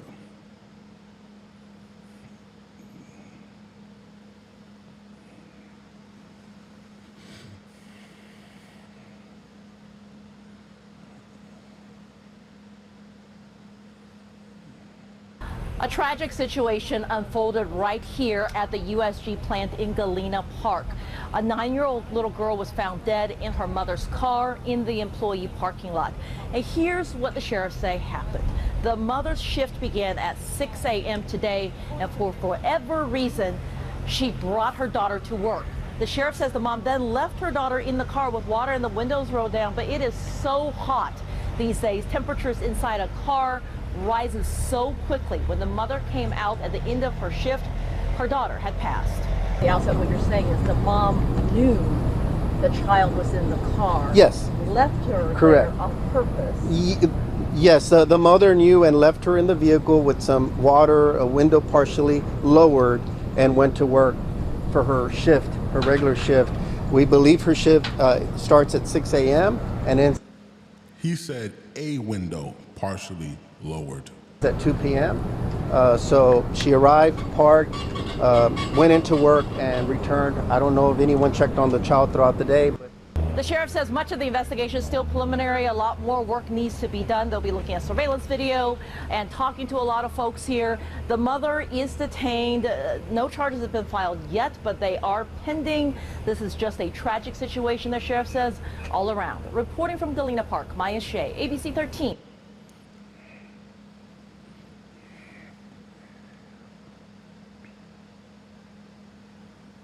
They let her go. They locked the nigga up. They locked his ass up. Right? Now, to show you something, right? Later on, they found inconsistencies in his story about his whereabouts, right? But just off of what he said, the initial reason he gave, they still locked him up, right? He was charged with child deprivation of a minor, and a fast food incident. He left 3 kids, ages 1, 6, and 10, alone in a restaurant for about an hour and a half, right? So he told officials he had to go fill out an application at West Bank Inn earlier in the day. They was waiting for a call back, all right? So based off of that information, they still arrested him.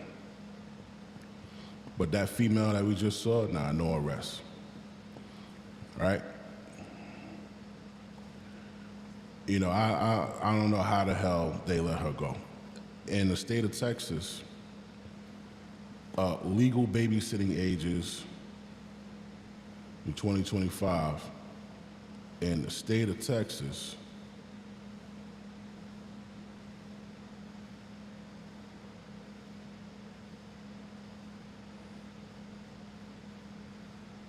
the age limit is unspecified. All right, it's unspecified, but when you get to like Minnesota, ages 8 to 10, you can leave them unattended with a 3-hour limit. Ages 11 to 13, you can leave them unattended for a 12-hour limit, right? But up here in Texas, it's unspecified, okay? Now, could that be the reason why they let her off? I don't know. Where was this at? This was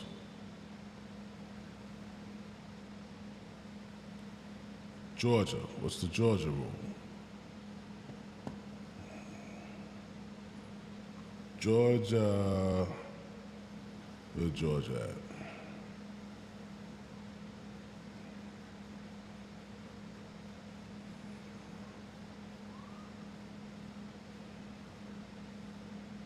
They don't got Georgia? Georgia's not even on here. U, C, D, E, F, G. Georgia's not on here, that's crazy. Bananas. Oh yeah, it's Georgia. All right, Georgia, the age is 13. That you can leave them unattended. The oldest kid was 10. But he left them there. They had AC. They ate. You know, there was a little play area. And he had a 10-year-old watching them. They still locked that ass up. All right? Now, I want to talk to you about this here. Look at this shit here. 21, high and looking for sex back in. Check this out. Next topic. This guy, Harrison, right? He was just selected to go to the Buffalo Bills, okay?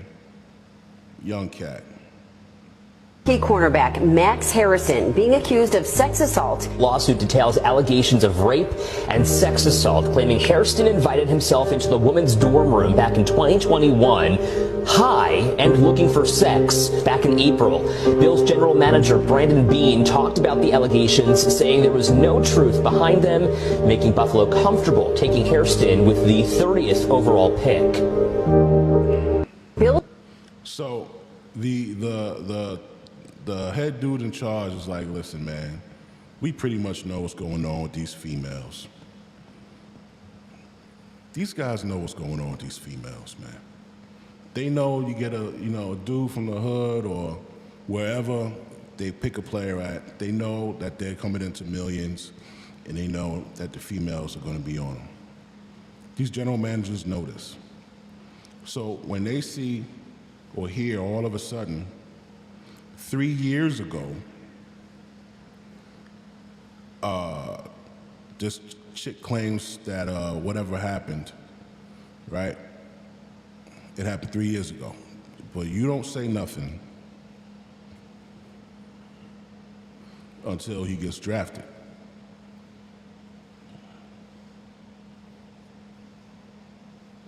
So it kind of looks like it really didn't matter to you until this nigga got some money. Somebody on social media alleged that he said he was really upset because they're making it seem as if she just did this because he came into some money when she said something about it 3 years ago. Okay, so you said something about it 3 years. Nothing happened the first year. Why didn't you say something at the end of that first year? Nothing. Why didn't you say something by the end of the second year? You didn't say nothing. The third year, you didn't say nothing. When he get drafted, you come out and say, oh yeah, 3 years ago. But so you let all those other years go by and you ain't say nothing. So yeah, you said something when he got when he got drafted, right? He's not the only one. There's another cat. Let me see how much this guy got here. Hold on. I went to Sports Track. Maxwell Harrison, 21 years old. For 2025, he got $8 million, all right? Where they cap him out at? Total signing, $15 million. All right, he got $15 million plus a $7 million signing bonus. So what's that? $22 million. All right, you can just cut that in half. So you got $11 million. So Shorty is like, all right, 11 mil. I could get 1, 2, maybe 3 mil for this alleged thing, and I'll be good. This is what they do. This is the new hustle. This is the new scheme. So even if you are in college and you see this, or you got a son or nephew or cousin or friend who has a son, nephew, cousin going into the NFL, let them know, listen, man, them girls that's in them college dorms, you up there smashing, that's their new hustle, bro. They're gonna line you up. They seen it happen with Diddy, Shannon Sharp, Zion Williamson, a whole bunch of niggas, right? Diddy, Bill Cosby, all of them. It is evident to these females that you don't have to prove without a doubt that it happened. You just gotta prove that it could have happened and that things were in place. That's the difference between the civil and the criminal. All right, so this is a hustle for them. This is a way for them to get some money. And and get at you, man. So you gotta protect your wealth. You gotta protect your wealth, man. There are no judges or anybody right now that's putting a stop to this. All right, so you guys gotta be smart. You need good guidance from somebody that's gonna help you navigate this shit and keep your money. He's an impeccable kid, and we've did a lot of research. Yeah, I think all teams were aware of the Title IX thing. That was fully investigated by the school. There's everything out. It was, I mean, he even volunteered to do a polygraph and had notes. It was one of those where there was zero information saying that this actually happened to what the accusation was. And just like anything in this world, Catherine, like you can't just take someone's accountants and think that's the truth. But yes, we fully investigated that. If there was anything to that, he wouldn't have been invited to the combine, he was at the draft last night. No, every person you talk to at Kentucky, teammates, staff there, plus what we've done, I would say this is a heck of a young man, every person you ask. So, that's unfortunate when things like that are attached to someone's name, and in this case, it doesn't seem to be anything there. All right. So, luckily for him, he has people that believe in him, and luckily for him, they're not willing to just throw him to the wolves. All right?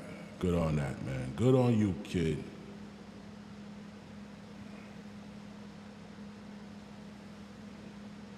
Oh, here we go. Hooey. Oh, yeah. You ready for this? Oh, I'm so ready for this. Oh, I'm so ready for this. This nigga is suing Cassie. He's writing a fucking book. And this bitch is done. She's done. She's cooked.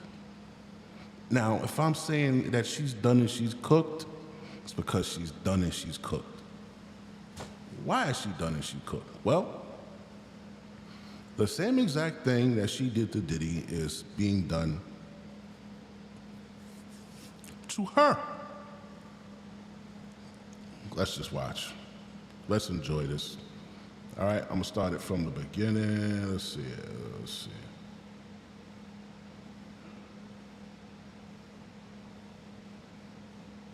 Cool. All right. Welcome. Finally, we got a face. Welcome. To the Welcome. voice.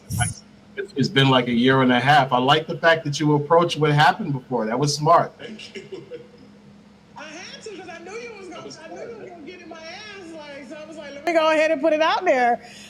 Because you were one of the first ones to reach out, and you trusted me, and I did not leak your identity. You saw that, but it was the voice.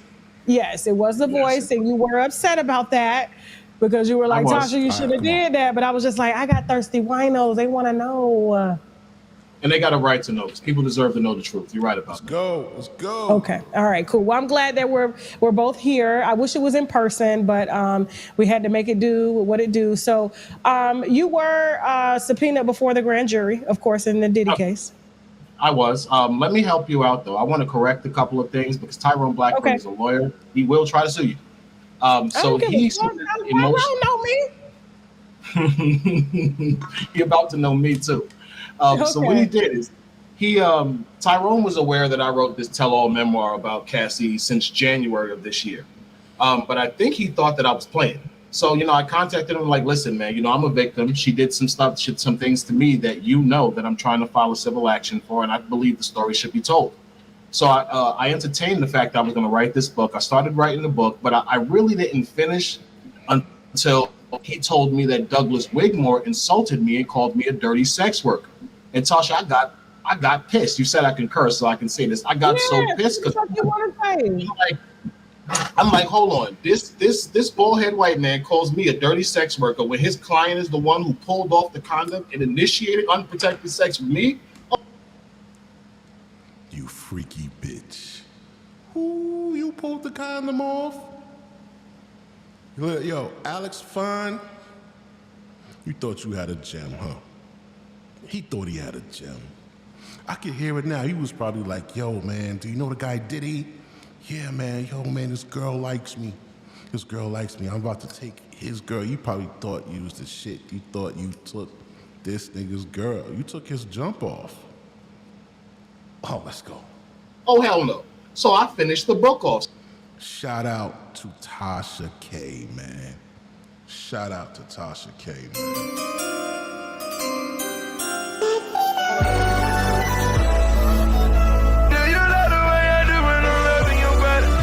Yeah, you know I don't really fuck with bitches, but the fact that she got this coming out right here, I love this right here. So now when I finish the book, Tyrone says, yo, you cannot release that book. If you release that book, it's going to be favorable to Diddy and he might get off. I said, listen, man, I'm going to release the book. It's my story. I'm going to release the book. So now Diddy's team subpoenas my records for the book. What Tyrone does is he submits what's called a motion to squash, which is to squash the subpoenas so he doesn't have to turn over the book. And he lies and tells a federal judge that the book is actually privileged notes for the lawsuit that's going to be filed. And that's a complete lie. I gave him a separate statement of facts, and I also had a 90,000-word manuscript. Okay. Yes. Slow down, because you were breaking up just a little bit. Okay. So you said he filed a motion to squash. He didn't want the book Correct. released. He didn't want the prosecution or Diddy's team to have your book. Yes, correct. Okay. So How did he they filed the find out motion to the squash. book? Hold up. Motherfucking Isaiah.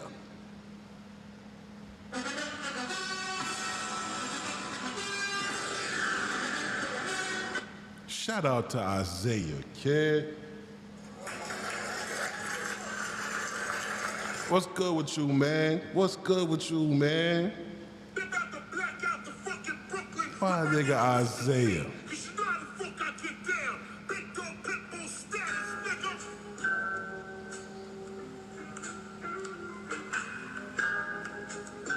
Isaiah, where you been, bro? Where you been? All right, let's get back to it. It's good to see you. Good to see you, man.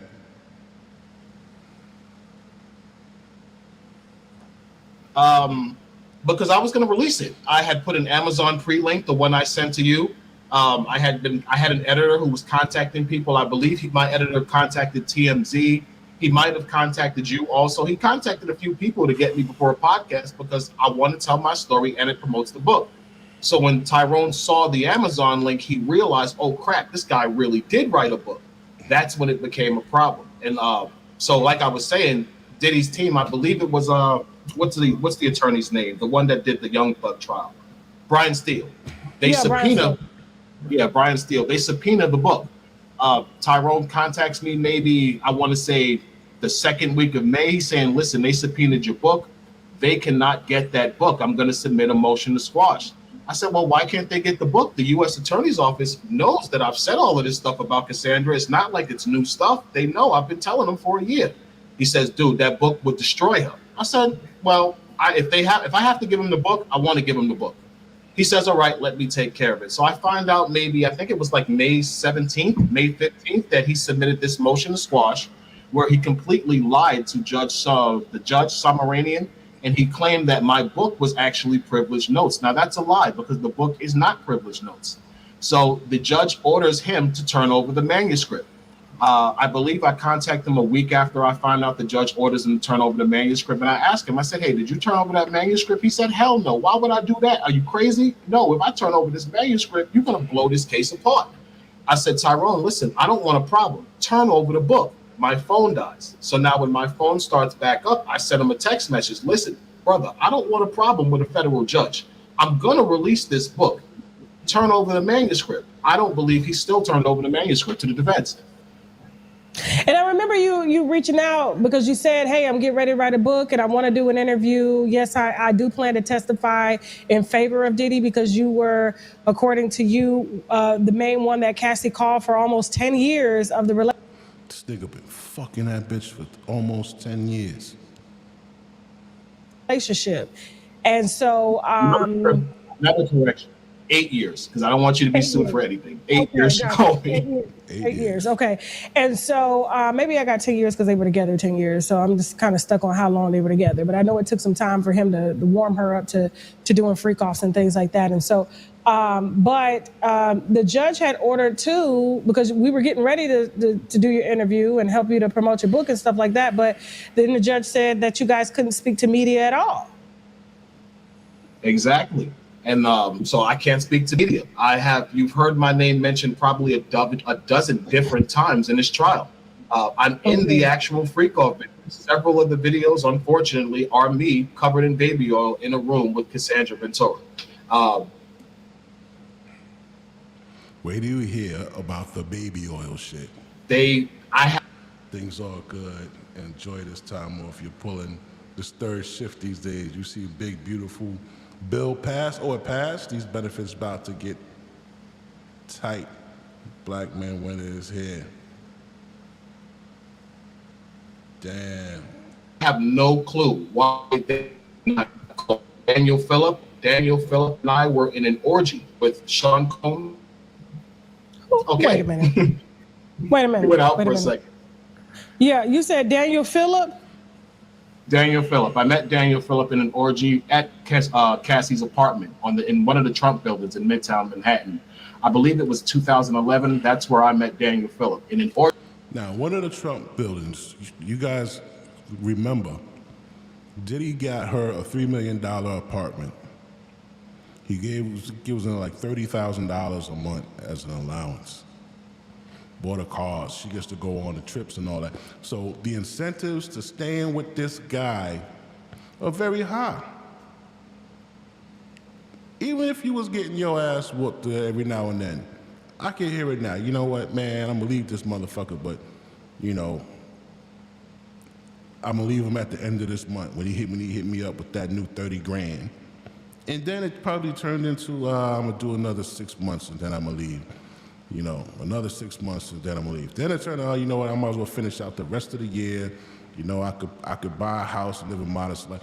It probably was just going on like that. She probably was acting like she was gonna leave. Then she said, nah, man, this money's too good. We going over here. We on the yachts and all this shit.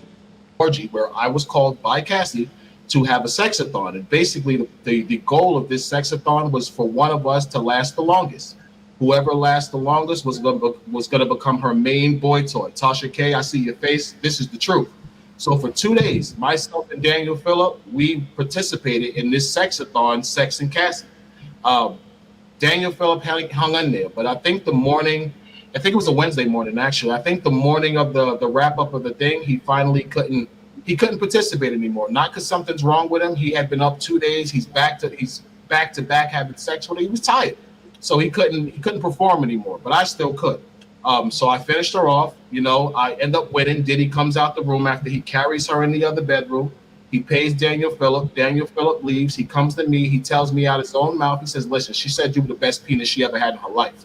Wow, really? He said, yeah. He says, yo, she wants you to come back. She just needs some time to rest. I said, all right. Now, I had been there 2 days. That right there just goes to show you women don't do shit in the bed. That bit, they don't do a goddamn, they just fucking lay there and squeeze lube on their twat if that shit get dry. But she's a cum freak, man. Days, Tasha. I needed to go to work. I was an optician. I don't even think I was escorting anymore at the time, because I only started escorting because I was in prison. I got released. I had a great body. I was good with women. So someone hired me to be an escort.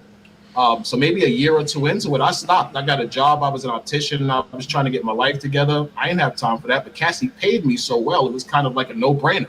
Beautiful woman, $5,000 every time I got to break her down. What?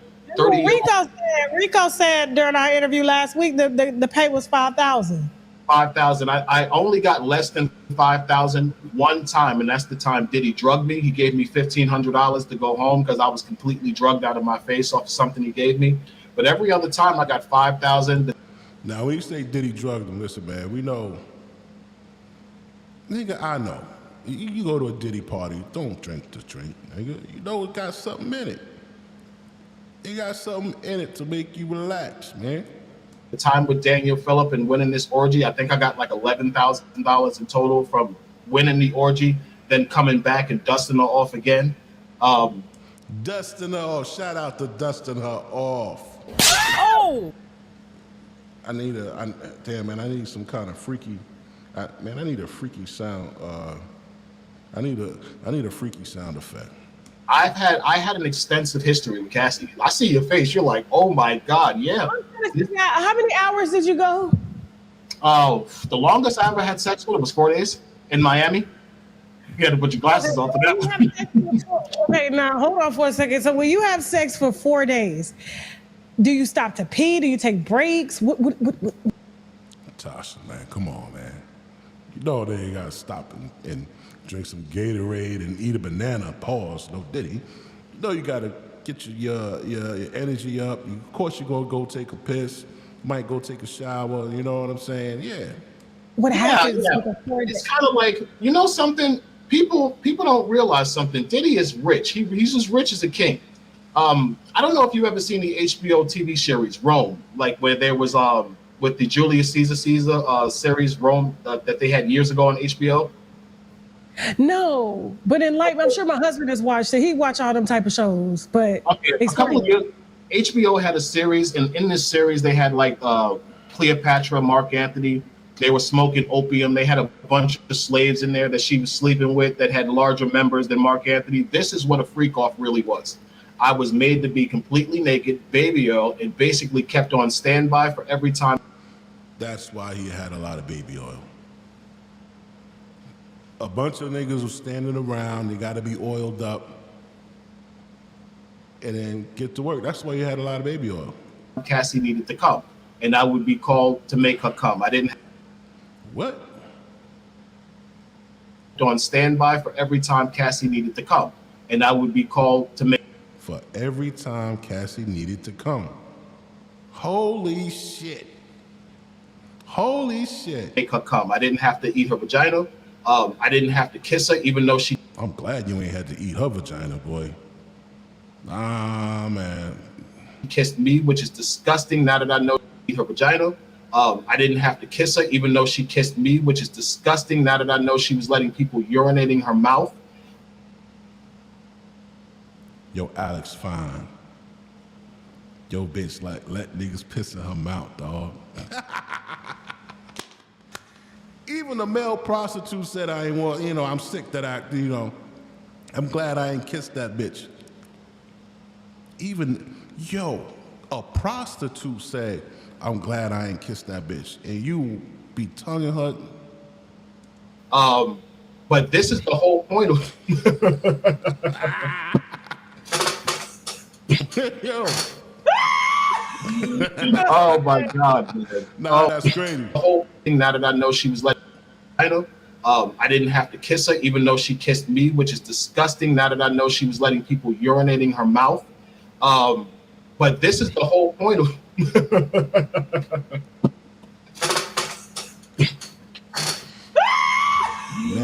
Oh my God, man. Oh my God. Keep going. You are an excellent storyteller, and we look forward to this book. I'm gonna give you a week's worth of promotion on this book across all my platforms. That is on me for keeping your word, for coming through here, and for dropping this wine. We are going to heavily promote. Get his ass on the roster. Go ahead. Keep going. Okay. I promised you I would tell you the truth because that's what this is about. Diddy might have did a lot of bad stuff. He's horribly abusive to women. We all know this. This is his track record, but he does not deserve an unfair trial. If I put you up in a $3 million apartment and I'm paying you $30,000 a month and your life is amazing because of me, Yeah, yeah. Listen, I'm not giving you all this fucking money and then being a sucker. I'm not doing that. Diddy is a monster. Listen, man, $3 million, $30,000 a month. Chicks like monsters. Women don't like monsters. Men are monsters. And women like to get their own personal monster to protect them away from all the other monsters. Shit, even Ted Bundy, what's that other motherfucker? What's the other motherfucker? Charles Manson, they had fan clubs. Yeah, they had fan clubs. Women like monsters. Y'all know his mother is a gangster.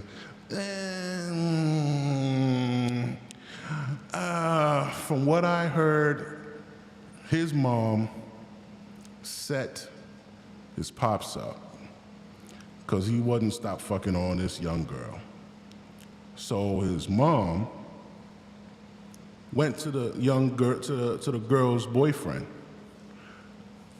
and said, "Yo, man, this nigga's my man is fucking your girl, and they're at such and such." She gave him the address to where Diddy's father was with the girl. She thought he was just gonna go over there, maybe put some hands on him, scare him or something. He went over there and shot that motherfucker in the car. That's why Diddy's father is dead. Because she backdoored him. Yeah. Gangster, I don't know. Freakazoid, I don't know. Y'all know his mother is against. Yeah, yeah. So but all that, man. Chicks like monsters. Chicks don't like soft, nerdy niggas. They don't. They don't like them like that. They like to have a big bad motherfucker who walks in the room and they command respect. They've always liked that. Always. Who wants the soft, nerdy nigga? Nobody.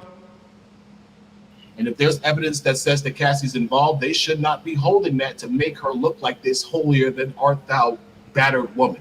He was abusive. He was abusive. But he wasn't abusive because she didn't want to have sex. That's the exact opposite. He was abusive because he would catch us having sex behind his back. She would emasculate him about his penis size because he's not that big. She would always get smart with him. And Diddy, from what I saw, Diddy is... I told y'all, nigga, she wasn't afraid of that nigga. When we watched that video, when they were on the yacht, listening to music, and they got into the little argument about music, the way she snapped at him, I told you she wasn't afraid of that nigga. She wasn't afraid of him. Nah, man. Although he's incredibly successful, he's incredibly insecure. His ego is on everything. He would compete with me to try to sleep with Cassie better than me while he was paying me to do it, which was insane. Come on, man. You can't compete with a... This nigga fucks for a living, bro. That's what he does. That's what he does. He fucks bitches for a living. That's what he does. And you paying well for it. How you gonna compete with the nigga? An example, let's say I'm having sex with her. She comes, she's laying in the bed. She's like, oh my God, shaking. I usually would get up and stand off to the side to let him watch her react to coming. That's probably where he would be beating off in the corner too. He would jump on top of her right after and try to have sex with her, I guess, to make her come again. Now, I'm 3 times long.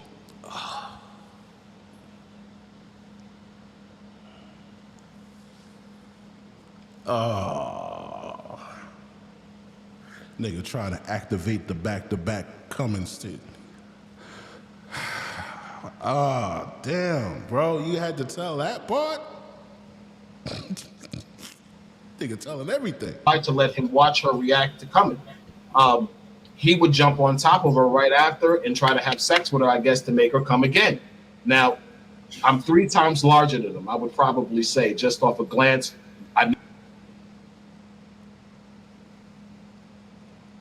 This nigga said, yo, I'm 3 times. May your pussy perish with you. Oh. May your smooth pussy, creamier pussy, and tight pussy perish. This nigga say he three times, not twice, 3 times larger than Diddy. He would jump on top of her right after and try to have sex with her, I guess, to make her come again.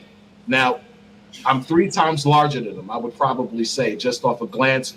I've never had a sexual relationship with him. I need to say that because you have a... Keep going. Good. In a room with this guy for 8 years. So it's like playing on basketball. When you're walking around with people on the basketball team, you're going to see things you don't want to see. So unfortunately, I saw Sean Combs' member. It's not big. So I believed Cassie when she said, yo, listen, my husband has a small penis. I'm hiring you because you can...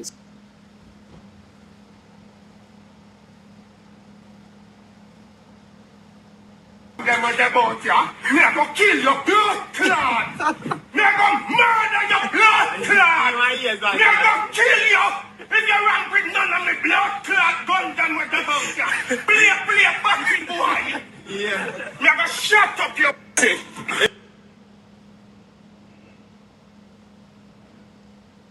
Oh my God, bro. So I believed Cassie when she said, yo, listen, my husband has a small penis. I'm hiring you because you can satisfy me. He likes to watch. I had absolutely no reason to doubt that she was telling the truth to that. Did he have a micro penis or something?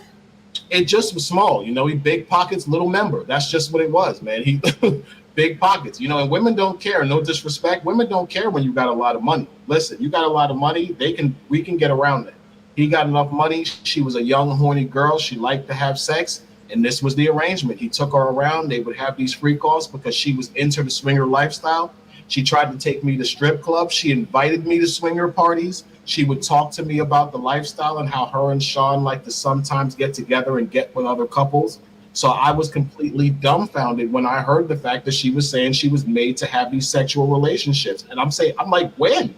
I saw you being forced. I never saw you being afraid. The only time I saw you afraid is when he would catch you nutting behind his back when you told me to do it. So what are you talking about, you know? Nutting behind his back. So which means like...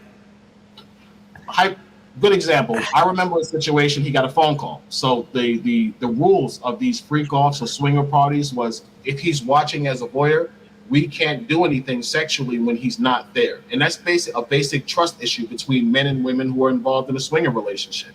If you allow someone in your bedroom, you're expecting that person to follow the rules. Usually if you're dealing with a couple where the man is consenting to you sleeping with his wife, the man is in control of that situation. So if he doesn't want you to do it with your wife, you can't. That's just the swinger lifestyle. And anyone who knows about the swinger lifestyle knows I'm telling the truth. If you've gone out and got someone in your bedroom, let's say for your husband, even if the woman likes the guy, she still has to defer to her husband because when that man leaves, you still got to live with your husband. It's common sense. So this is what Cassie would do. She would defer to Diddy just to make sure he was okay with the fact that she was giving me head, that she might want to keep having sex. And Cassie was insatiable. Diddy never made her have sex with me. He never insinuated, yo, just think about that. She had the life, nigga.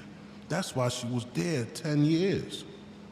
You were a rich nigga, and he letting you fuck other dudes, and like he cool with it? He cool with it? You have sexathons?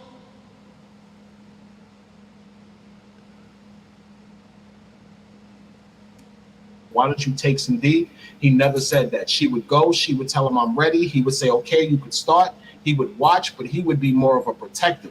He would make sure nothing happened to her. He was incredibly protective of her, incredibly protective of her.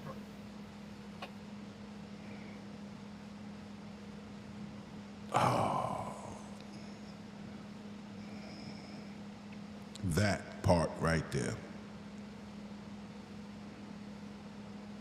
That's the... Oh, man.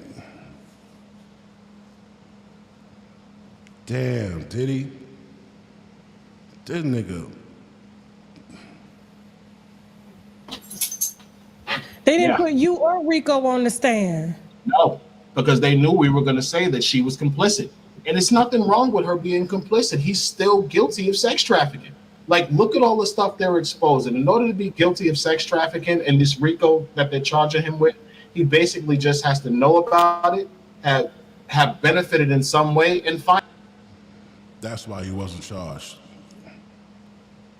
To be charged with that RICO, yeah, and the racketeering, he had to have the organization he had to have benefited from him transporting these chicks and do whatever these people and having sex. He had to have got some kind of gain. There was no gain. It was just big ass orgies. So no, he wasn't. He wasn't.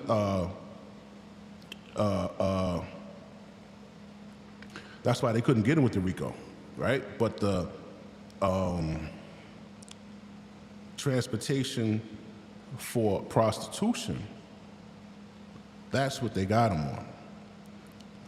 Because he was over here, he called you, or he went over there and then had you go over there and fuck her, and that's why he got caught with that shit. But the RICO, the racketeering, all that shit, nah, bro. That's why he beat the RICO. Financed it, which he clearly all did by booking rooms in the name of Frank Black. Mind you, I've checked in the Frank Black rooms probably. Frank Black instead of Frank White. Frank Black.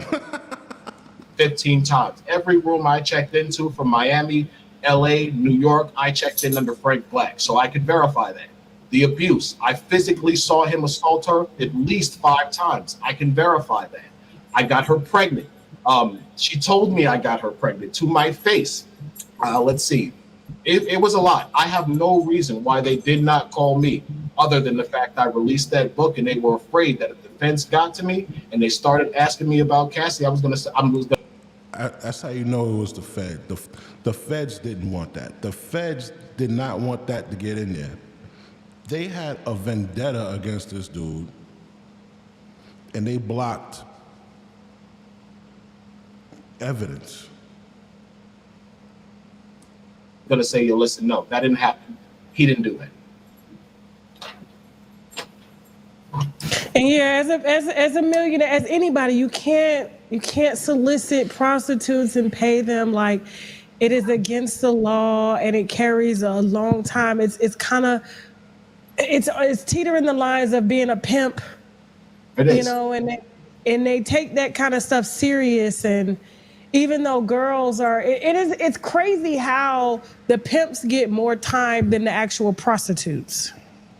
It is. Like, I feel like they have to do some changes when it comes to the laws behind that, because if girls are choosing to have a pimp and the pimp is there to protect them and ensure that they're not getting mistreated during their, I guess, encounters with men and stuff like that, and they have to pay the pimp for protection because, like, how is he going to make money? I don't know. I just feel like, to me, even though, yeah, he did all this shit, but I feel like the feds, they love a big cash out. $400 million is at stake that they're going to seize. Yeah. I don't even think he'll have money for an appeal. They're going to have to go straight for a pardon. And then they'll be able to keep all of that. The Justice Department will inherit $400 million that was, I guess, made off of sex trafficking or illegal criminal crimes using his organization, bad boy records and all that stuff. And meanwhile, they get to retire off of that money. And it's like, why can't he retire off? Why are you allowed to retire off of money that you say is made illegally, and y'all get to use it to pay federal witnesses and pay for y'all retirement as well, too? The money should be burned, right? Nobody should get the money. True. And it should definitely go to the true victims. Some of the male prostitutes that this has happened to have, like, I'm in law school. I completely changed my life. I was a male escort 15 years ago. I went back to school. I'm trying to get a law degree now. So this coming up at this point in my life is incredibly embarrassing, but I realize it's something I have to deal with. So when I actually started looking into what I was involved with this whole RICO and sex trafficking thing, considering I studied the law, I started reading the statute. I read a bunch of cases, and I realized that the primary witnesses in sex trafficking cases are usually like drug addict women that were prostitutes, they robbed men, etc. but they're usually always the crux of the government's case. What the prostitutes say are pretty much what is verbatim, and that's what gets a pimp convicted. Look at Diddy's case. Look at how all of the male escorts, prostitutes, whatever you want to call them, are pretty much telling you Cassie's involved. Thank you. Why are they not listening to any of us? They literally throw our faces out there, our information's out there. They're not trying to protect any of us. They don't give a damn. They're throwing us out there. They used us for material, and then they literally just left us out to be left to just to the wolves and to the media. They would have never did this to women who were caught up in the sex trafficking ring. These they prostitutes. Do protect them. They do protect women. They protect them. I got people contacting me online. You're showing these videos. My name is coming up in all of the transcripts. I had Tisa Tells. Oh my God, Tisa Tells makes the most slanderous, defamatory video on me. She says that Diddy flipped me as a schmex worker. Diddy never flipped me. I haven't talked to Diddy since 2019. I've been a cooperating prosecution witness the entire prosecution. How could you make up a podcast claiming that Diddy flipped me? Diddy never flipped me. I'm not talking to Diddy. I'm telling the truth. Now, because I'm telling the truth, and you're advocating for Diddy to go to jail because you build a platform of making him look like a complete piece of crap, which he actually is, you don't want to put anything out that says that Cassie might be complicit. You want to keep making Cassie look like a victim.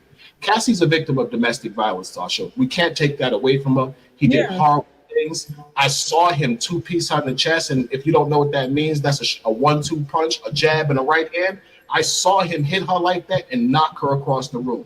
I saw him kick her. I saw him grab her up. I saw him pull her by her hair. I saw him push her. He was abusive to her, but it wasn't because of sex. It was because he's an abusive man and they were in a toxic, drug-fueled relationship. Their emotions are going. They're high off drugs for days. He's getting jealous because other guys are piping her out and she's enjoying it. Even though he's letting her do it, he's still getting jealous because these other men are giving her more pleasure.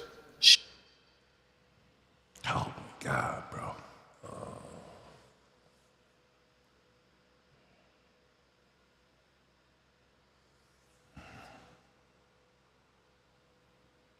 Oh, now that makes him look worse out of everything, bro. You can't satisfy your woman. You only your money can satisfy. Oh my God, my heart.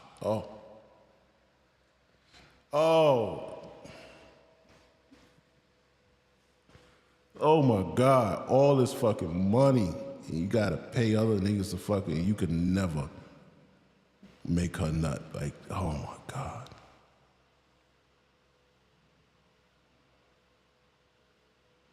Damn, son. She argues with him. He doesn't know how to deal with it. He hits her. That's not him forcing her to have sex. So what was the hotel video about? Like, they said that there was a freak off going on then, and they're saying that he pulled her back in the room because he wanted her to finish and that he had paid the I guess the sex worker. But I did hear, and I can't remember if it was testimony or not, or just, blogs talking, because, I'm not following the case every day because, we've been talking about Diddy for years. And so this is just kind of overkill at this point. It's overkill. But like, I was told that she had took his phone or something like that, and he was trying to get his phone back. And so what was that? Did you know the specifics of that particular freak off and what happened? I don't, but I have something to say about that. From what I've read about that freak off, they were with another guy, Jules Theodore. Now, Jules, if there was a male escort in the room, why didn't that male escort testify to the fact that Cassie was trying to escape? Here's what I believe. I believe that guy would have testified that the argument was not because Cassie was trying to escape the freak off. It was probably because she was jealous because he was texting other women from his phone. Because I saw her get like that. She would watch to see who he was texting. She was his girlfriend. She gets jealous. He's a billionaire and he's a hoe. She know he got a bunch of girlfriends. She know he don't want her. So of course she's on a stance where she has to make sure that this guy is not cheating on her. She wants to know. So they probably were in the room. She went through his phone. She might have saw something. She thought he was texting a woman. She decided to leave. They got into a fight. He got caught up. Now here's the interesting part. I heard during this trial when I was watching that about 3 weeks after, they had a freak off in Miami with me. These are the texts that I heard. Now, they have this fight. She gets beat up. She has to recover. A couple of weeks later, they decide to have another freak off. She tells him they need to change the energy. They need to change the person. The next thing they do is fly to Miami. They call me. How is this someone who's being sex trafficked? And she clearly tells you we need to change the enemy. Then she calls the same guy, because this was what, 2016, 2015 when he beat her? By then, I was sleeping with her 6 years, 7 years by then. She deliberately calls me from New York to have sex with her in Miami 3 or 4 weeks after he beats her up in this hotel and is making her have sex. Make it make sense. She's lying. She was a part of this. They were fighting probably because he had a woman. She didn't like that. He beat her up. She got over it because the truth is she was in love with him. She was extremely in love with him. She talked about it all the time. She wanted to have. Yeah, she was in love with that nigga even though he had a little man. I guess because she still got the nut, man. She was with a dude who would let her pick the type of dick that she wanted. Like, if you really think about it, it's like an open relationship where you get all the benefits of the shit. You still get called the girlfriend. It's kind of wild.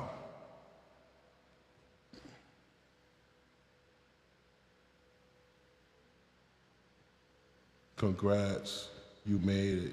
Your content and seeing you grow, it only get better. Oh, damn, I appreciate you. Thank you so much. Thank you so much, man. I really appreciate that. I appreciate that, man. Kids, she wanted to get married with him, which I thought was weird because I'm thinking she wanted to marry. I knew she wanted to marry that nigga. I knew she wanted to marry him, and when he wouldn't marry her, that's why the fuck she left. Damn. She was in love with him. She was extremely in love with him. She talked about it all the time. She wanted to have kids. She wanted to get married with him, which I thought was weird because I'm thinking you're letting me slut you out, but you want this guy to marry you? How is he? Yo, this shit is crazy, man. Say she letting me slut you out. It is wild, like, damn. She was extremely in love with him. She talked about it all the time. She wanted to have kids. She wanted to get married with him, which I thought was weird because I'm thinking you're letting me slut you out, but you want this guy to marry you? How is he supposed to respect you? But I never asked questions, Sasha. Did he never had kids with a hoe? Kim Porter wasn't a hoe. The other chick wasn't no hoe. He ain't gonna have kids with no hoe. He ain't gonna have kids with nobody that get pissed in the mouth. Wow. Wow. Paying me, it's not my job to ask questions. It's my job to satisfy. So that's exactly what I did. That's what I have to say about that assault, though. I think that assault, I think they were fighting over his phone. I think she got mad. She tried to leave the room, and the male escort in the room can verify it. That's why he didn't testify. Because it makes no sense why myself or Jules Theodore, the two escorts they mentioned the most and the longest, haven't testified. It's probably because we're going to testify against Cassie, and they don't want that. Well, why didn't the defense team call y'all? I don't know. I can only assume that they might not know what I intend to say, which is probably the case. They don't know that I intend to say, listen, he did beat her. He did the things that they're saying, but she was involved also. So it's just safer to just leave you off because you may end up doing something. Exactly. And I can kind of understand that. Listen, it's safer. We don't really know what this guy is going to say. It's safer to just leave him out. But I know why the government's not. I know why the government's not calling me. They don't want me to say what I'm going to say about Cassie because they know it's all the truth. Were you in love with Cassie? Absolutely not. You can't be in love with a woman who is basically allowing herself to be slutted out, if I want to say that respectfully. When I first started sleeping with her, I'll be honest, I had an emotional connection to her. I had an emotional connection to her the entire time. I can't lie. We had unprotected, drug-fueled hot sex for years. There's no way I couldn't develop some type of feelings for her as a person. But I can't say I was ever in love with her. I knew she was puffs. I knew she was addicted to the money. I knew she was addicted to the lifestyle because that's the only way a woman could stay in a situation with a man that's punching him in the chest and be okay with it. And I didn't want to go through that. I'm a 90s baby. I always remember the R. Kelly Down Low video where Ronald Isley took him out to the desert, beat the crap out of him for dealing with his girl. I don't want to be that with Puffy. So I'm not trying to take Puffy, girl. Okay, Puffy, this is your chick. You like to see her get slutted out. I'm going to slut her out. You going to pay me. I'm going to go about my business. That was it. I heard that she had quoted and said at one point when they were like, why don't you leave Puffy? And she's like, well, who would I go to? Jay-Z is taken. Yeah. Enemy spotted.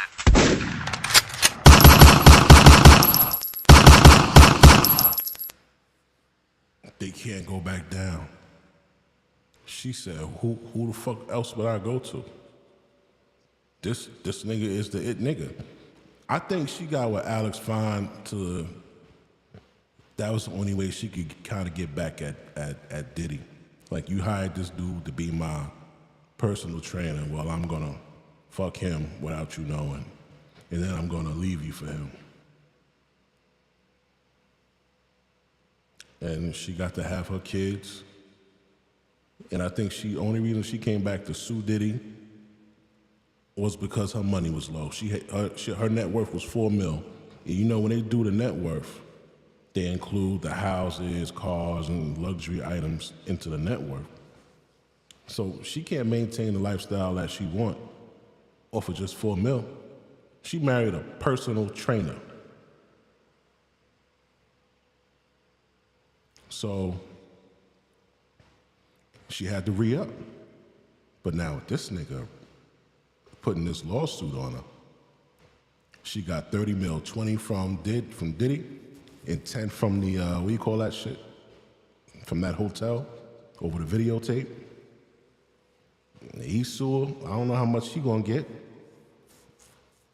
All right? But he sued her, so now her shit gonna go down.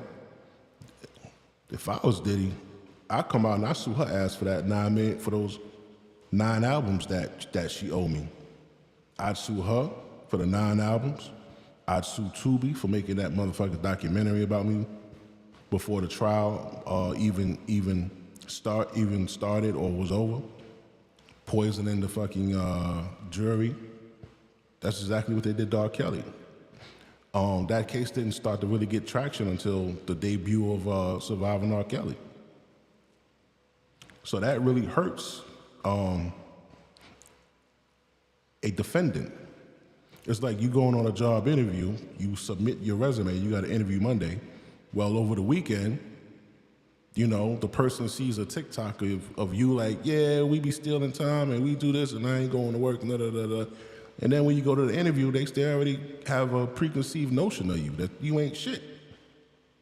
Before you even get in there, that morning they know I ain't hiring this motherfucker, right? Because they saw something before they actually spoke to you. It's the same shit. She like, think about it. Puff is destroyed now. He's destroyed. He'll never be back where he was. But at one point, Puff was the man. It was a privilege to go to a Puffy party.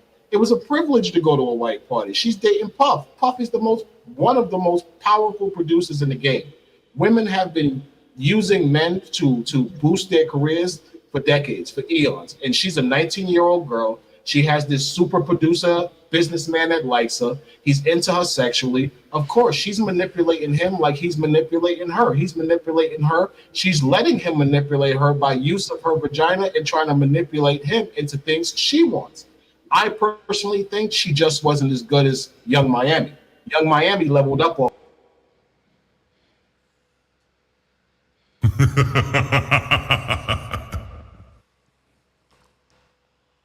Young Miami got a show. Young Miami got money and allowance. She probably saw Puffy giving her, Diddy giving her what she wanted. You think Cassie ain't want no show? She ain't want to further her damn career? Yeah, of course she did. So now, our shit is over and you giving this bitch everything that I wanted? Wow. Puff in that short time she was with him. Cassie was with him a decade and had a Jaguar and nothing. I don't understand how that is other than ambition and really on her. She can't really blame him for that, for things that she didn't do. And that's another thing. I'm going to say that because there were times where I actually heard him ask her about her music. Like, yo, you made music. What you doing? What you doing with yourself? Oh, you know, I'm chilling right now. I'm looking for inspiration. And I heard this from her for years. And they said Diddy stopped her from making music, and she was just enjoying the ride, man. Damn, why didn't he come on the trial? Years. Pause. Years that she wasn't doing anything. He would ask her, he'd be like, yo, you play it. You don't want to do nothing. But why should she have to do something? She's dating him. So she was comfortable. She didn't really need to do that. I totally believe that she allowed herself to get into a situation where she got drug fueled, where she got lazy, and she lost track of herself because she got involved with this guy who got her in. And I do believe he got her into the things. She might have been a hoe, but there's no way a 19-year-old girl knows about the swinger lifestyle like the way Cassie was playing. Somebody introduced her to that, and I totally believe Puff did that. Puff did. I mean, he talked about it on a reality show of his. Said he didn't want to get married because he was into the swinger lifestyle, and so he's always kind of been upfront about that. So. But he said 75% of the time you're gonna have the best time of your life with me. The other 25%, I'm gonna beat your ass and you're gonna hate it. But they kind of knew what came with that. And so, do you know, being that you was with her for so long, how did Alex Fine get in the picture?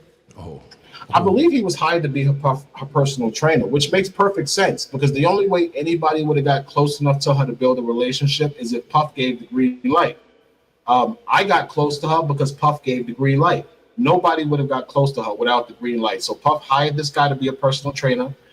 Cassie's dope. I'm not even gonna play her as a person and say like, you know, she's a liar. She's an excellent conversationalist. She's very intelligent. She's easy to be around. So her and this guy probably was working out. He started realizing she was damaged. She's a beautiful woman. Why not date her? He starts dating her. They hook up. The rest is history, which I'm happy for that. She deserved to be happy. She always wanted kids. I remember when she and I actually had the whole pregnancy scare, she was actually really disappointed at the fact she had an abortion. You know, and so was I to an extent because I had no kids. But look at the situation. You know, I'm the male escort that your rich ex-boyfriend paid to bust you down. Now you're going to have a trick baby. So I totally understood the fact of why she did it. Baby, not a trick baby. Trick baby. That's what it is. That's a new one. I gotta use that. I'm gonna have to take that one. Bitch, you got a trick baby. Oh my God. Now, when we spoke the last time, you said that Puff had called you for Young Miami. I believe it was Young Miami. I don't want to be wrong because I believe it was like 2019, but I believe he called me for Young Miami when he called me in 2019. And that's probably where you got 10 years from because I actually knew Puff for 10 years from 2009 to 2019. Okay. When is the last time he called me? He's like, yo, what's up? What you doing? I was shocked. I hadn't heard from him since 2017. I'm like, whoa, what's up with you? He said nothing. Y'all wanted to see if you want to come to Miami. We want to know what's good with you. So I'm assuming it's them. I think it was around Christmas too because it was December. So I'm like, yo, you know, I got to get Christmas gifts. This is free money. I could bust it down. I'm gonna wear a condom because at that point I would never sleep with her unprotected again. I had found out she burned me with chlamydia, and I believe it was.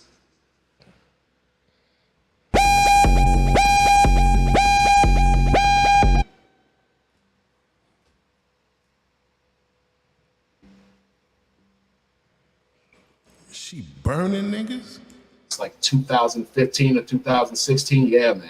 I found out about that, so I stopped sleeping with her unprotected. Like I started wearing condoms. I refused to not wear condoms anymore. But I would have still went to sleep with her as long as I wore a condom and was paid. I was like, you know what, you can probably handle it.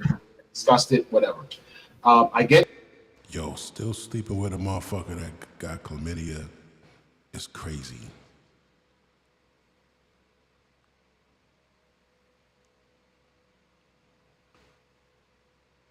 Down there, I go meet him in this hotel. I get to the hotel. He's not there with her. He tells me, you know, I got another a lady here. She's nice. You're gonna like her. Go to your room. Go chill. I'll call you later. So I'm like, all right, bet. You know, I was a little disappointed because at that stage in my life, I didn't really believe in just sleeping with completely random women anymore. So it was kind of gross. I remember I had an ex-girlfriend.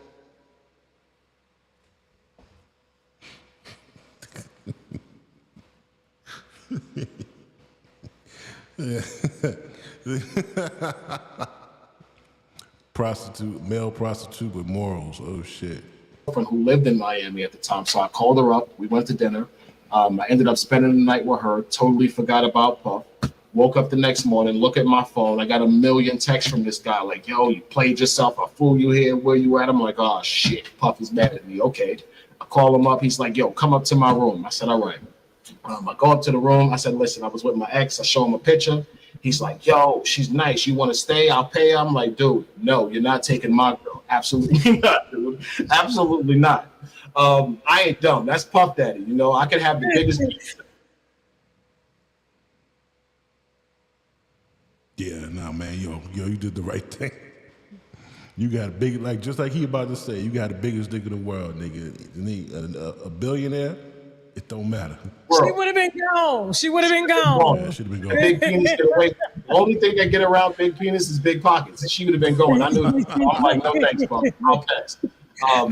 Cool. He tells me, he's like, yo, you know, she's in Miami, his girl in Miami on a photo shoot. And I was like, who is that? So when I looked at my phone and I tried to figure out what was going on, I saw that this girl, Miami, was in Miami. It was in Hawaii, like I think the day or something before, so I figured it was her. Damn. There was one sex worker, he did an interview. He ended up, I guess, trying to kill Trump. Did you see that interview with that sex worker? Yes, I did. Yeah, he said that he got paid $5 million because he contracted herpes. Did he? From Yeah. Cassie, did he? I believe him. He's the one who, when I saw that interview, I knew that the things he was saying was the truth because I didn't see. Hold up, nigga. You got $5 million. You got paid $5 million, and then you out here trying to kill Trump? Where the fuck nigga priorities be, man? Hey, yo, you get, like, I don't, like, why are you even worried about Trump? And you got money. I didn't see Jonathan Odie's interview till 2021. And when I saw it, he said I was a sex slave for Cassie. It was like, oh my God, this guy's talking about my life. This was me. Who the hell? He was making this shit up because he was like trying to kill Trump, and then he comes out with this interview talking about, yo, I was a sex slave, and we looking like, what? Where the fuck they get this dude from? Like, but at the time, you know, he was younger, he was more attractive. You know, just like me, I'm older now, but at the time I was bigger, I was younger, I was more attractive. It was easier if you were in that lifestyle and you had a certain type of body, the physique, the chest, the arms. It wasn't really hard to be noticed by the right people. So I got noticed by Cassie, and that was pretty much history. so, Jesus Christ. How did Cassie Walls, I know I'll never be able to ask her this question, but her vagina walls. What? I'll be fair to her, you know. I don't want to make myself. I don't want to make myself sound like. Come on, man. Tell the fucking truth, man. I'm trying to aggrandize myself, but I used to. When Cassie and I would have sex, I would probably take less than 20 strokes to make her orgasm. I never orgasm really because the problem was the fact that she's not tight and.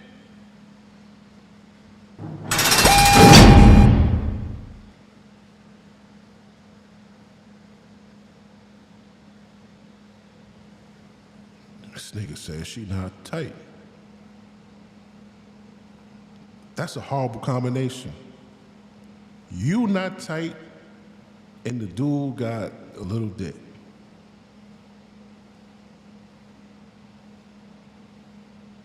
And it's a nigga with a huge dick talking about she not tight. He said he 3 times bigger than Diddy, and her shit loose.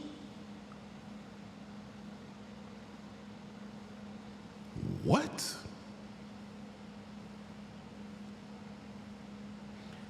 Yo, that's crazy. I never orgasm really because the problem was the fact that she's not tight and the baby oil. The baby oil was a problem. The baby oil kind of made sex impossible for a man to enjoy. The baby oil made a loose vagina, looser than it needed to be. So it was literally like a constant, it was like being in hell, being constantly tormented like I was going to have an orgasm, but never being able to have an orgasm because she wasn't tight enough to make me orgasm. but she's orgasming back to back. I mean, I'm in her 20 strokes. Oh my God, she's squirting all over the bed. And then I'm like, yo, can I get something? Oh, I need a second. I need a second. I think there was a period where I had sex with Cassandra, and this is the truth. I don't think I had one orgasm in 6 months every time I met her. It was so bad. I used to leave her and go out around Miami to bars and find women to sleep with just to have an orgasm, because I'd be sleeping with her for days and not have orgasm. It was like the worst situation of blue. Yo, that's the wackest pussy story I ever heard. That's the wackest pussy story I ever heard. Wow. Now I remember I had one chick, man, her pussy was loose. I used to have to fuck her in the ass, man. Cause her pussy was so loose and I couldn't nut, man. I can't believe I'm telling y'all this shit. But it's the truth, dog. Oh, holy shit. Blue balls a man can imagine.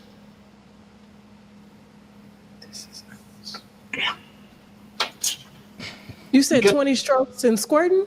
Yeah, definitely. And this was for years. You retired? You said you retired? Yeah, I'm retired. This bitch is crazy. Oh! May your pussy perish with you. Bitch, you married. Oh, my God, man. You niggas go crazy over dick. Like, you ain't never busted a nut before. God damn, look at this bitch. You said 20 strokes and squirting? Yeah, definitely. And this was for years. You retired? You said you retired?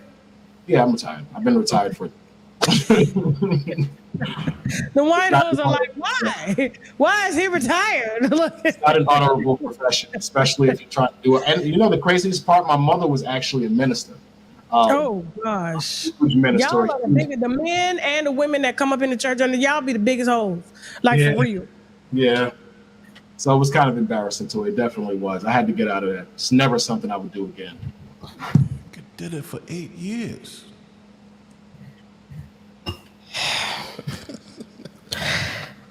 That is absolutely insane. Because I was just, bro, you been.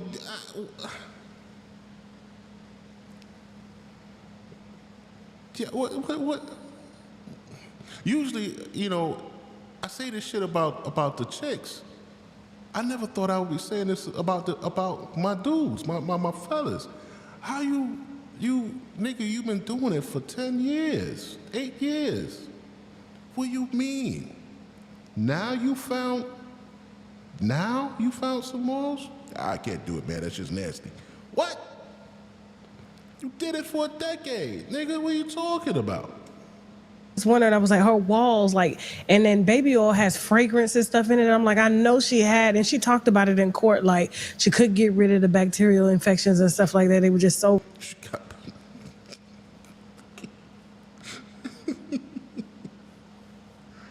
Yeah, man, you ain't supposed to. Reoccurring. Antibiotics didn't work. How do you think I feel hearing all of this disgusting stuff that she's saying in court, especially being urinated in her mouth? Like, she asked me to urinate on her. I said, you. Yo, this bitch Cassie something else, man. This bitch Cassie something else, man. Especially being urinated in her mouth.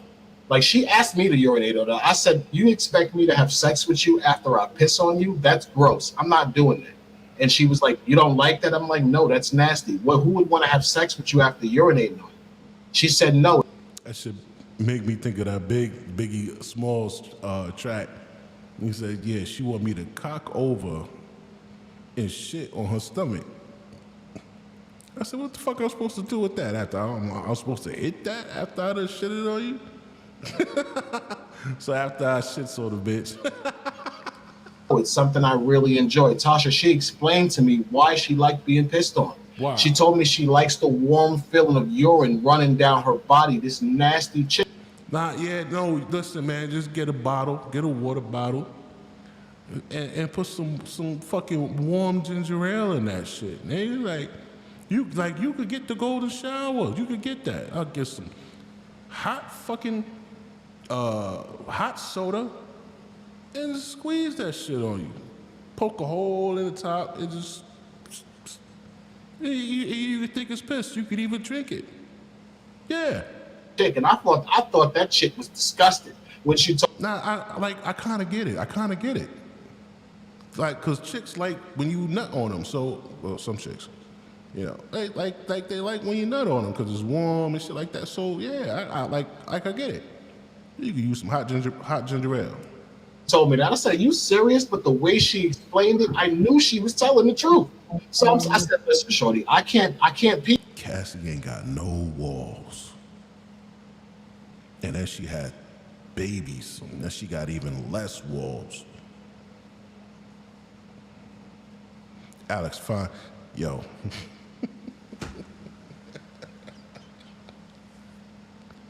This nigga went and married her and made that the mother of his kids.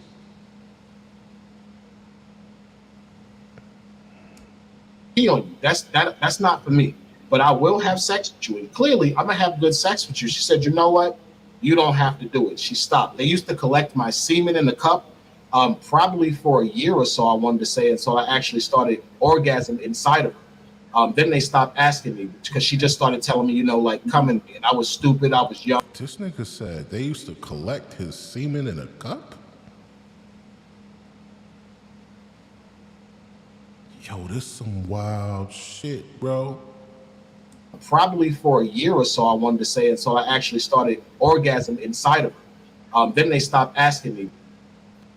So I said, "Listen, shorty, I can't pee on you. That's not for me. But I will have sex with you. And clearly, I'm gonna have good sex with you." She said, "You know what? You don't have to do it." She stopped. They used to collect my semen in the cup, probably for a year or so, I wanted to say, and so I actually started orgasm inside of her. Then they stopped asking me because she just started. I thought you said you never nut in a bitch. You couldn't nut. You said you did nut like once every 6 months or something like that. All right now, nigga. Hold on. You damn sure said that you couldn't nut.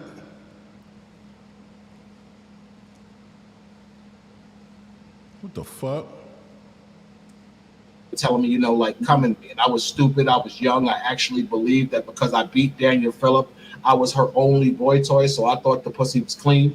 And I'm just slaying it. Every time she's telling me, I'm straight making deposits. Why would they collect? Bro, this nigga just fucked his credibility up with me.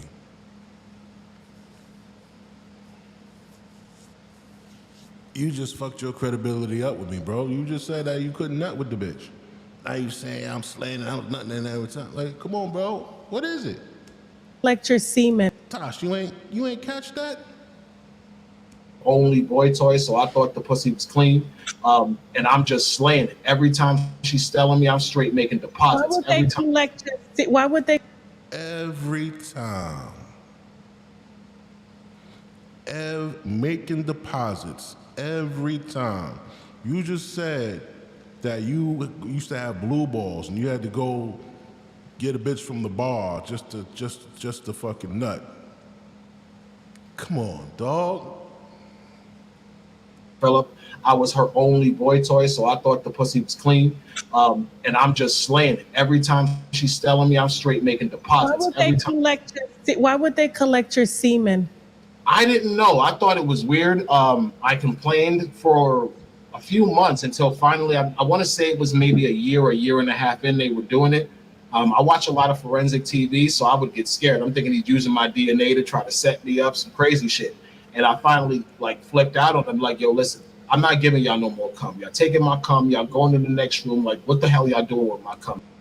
He was rubbing it. Yeah, they said he was rubbing his nigga nuts on his nipples, bro.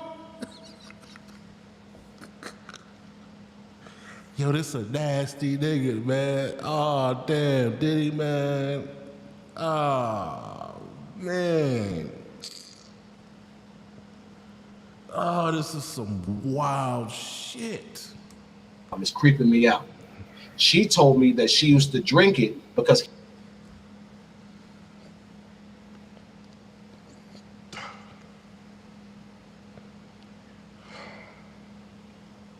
he liked to see her play with semen. I said, you could do that right in front of him. Yeah. Yo, that's a nasty bitch, man. Cassie a nasty bitch. Oh, that's crazy.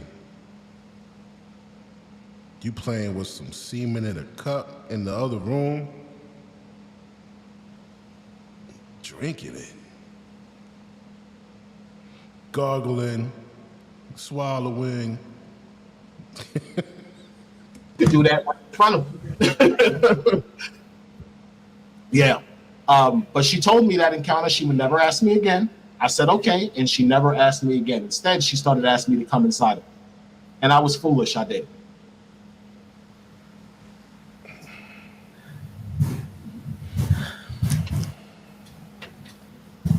What's the name of the book? Cassie, Victim or Co-Conspirator. The story of Dave. Because the story of Dave is the truth and it needs to be told. She's not a victim. She's a victim of domestic violence. She deserves justice for that. What is it? What's the name of the book? Cassie, Victim or Co-Conspirator.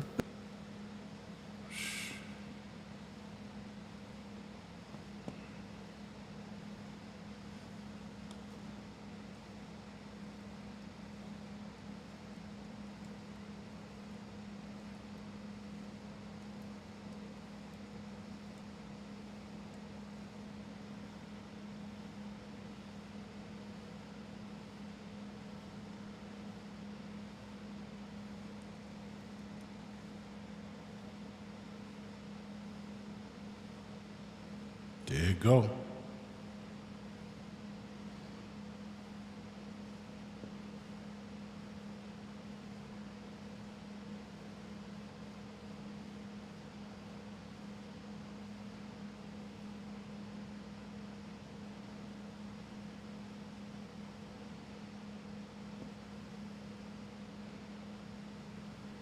$9.99.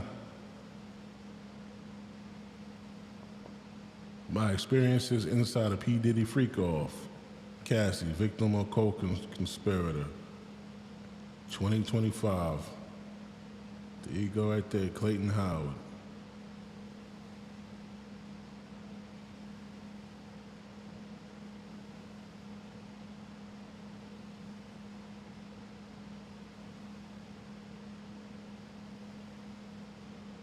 Wow. Wow. The story of Dave. Because the story of Dave is the truth and it needs to be told. She's not a victim. She's a victim of domestic violence. She deserves justice for that. She definitely does. And I think she got justice. She got $20 million worth of justice. Shorty straight.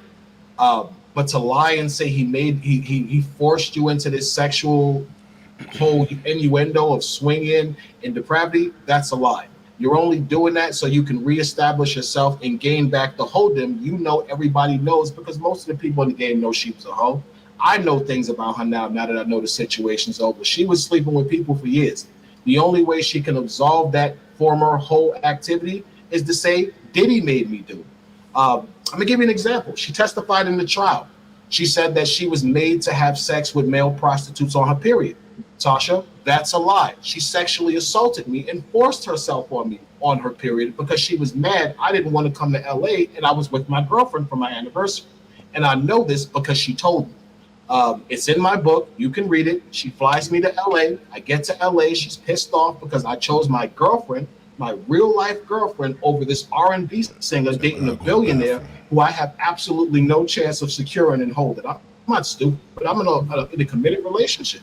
But basically, I needed her money. So I had to make the decision to forego my anniversary or be fired by Cassie and fly to LA or stay with my girlfriend. I sold out. I chose the money, Tasha. I flew to LA. I get to LA maybe 1 o'clock in the morning, the Beverly Hills Hotel. I meet her at the Beverly Hills Hotel. These freak-offs were always so ritualistic. I mean, there was candles throughout the room. The furniture would be covered. There would be like a platter with Astroglide and baby oil, and then another platter with like Ciroc, which is crazy. I never knew it was Diddy. DeLeon, water, things like that. This time I went there.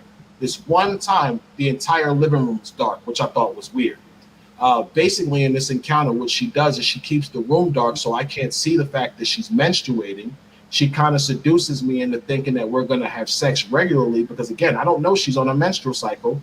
She gets on top of me. She grabs my member. She inserts it in her because she's already wet. She's on her menstrual cycle. She orgasms real quick, and then I push her off of me, cut the lights on, and it literally looks like the St. Valentine's Day massacre. It's blood everywhere because she's heavily on her period. So I'm pissed. I'm like, I said, why would you do something like that to me? This is disgusting. Tasha, the girl is totally shitting on me. She's like, so what? So what? And she's arrogant about it. So Diddy's sitting there watching it. He's her man. He's her protector. I'm getting more and more aggressive. I'm calling her nasty bitchs. I'm pissed. He says, yo, you know something, bro? You mad cool. It's been like 6-7 years. I'm not going to lie to you. She knew she was on her period. She just really wanted you to come here. You see how we was calling you. You see how she demanded you come. So she had sex with you. He was like, yo, it was wrong. I'm going to give you some money. Calm down. Yo, that bitch violated. And 411. I just...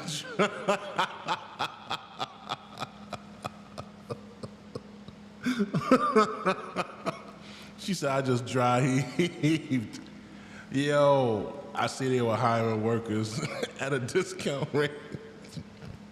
Yo, Cassie, that's some nasty shit. I ain't even gonna lie. How you do that shit to a nigga, man? That's wild crazy. More and more aggressive. I'm calling me, cut the lights on. Think the room's dark, which I thought was weird. Basically, in this encounter, what she does is she keeps the room dark so I can't see the fact that she's menstruating. She kind of seduces me into thinking that we're going to have sex regularly because, again, I don't know she's on a menstrual cycle. She gets on top of me. She grabs my member. She inserts it in her because she's already wet. She's on her menstrual cycle. She orgasms real quick, and then I push her off of me, cut the lights on, and it literally looks like the St. Valentine's Day massacre. It's blood everywhere because she's heavily on her period. Damn. So I'm pissed. I'm like, I said, why would you do something like that to me? This is... Shout out to Ann up there in the chat. What's going on with you, girl? Where's that?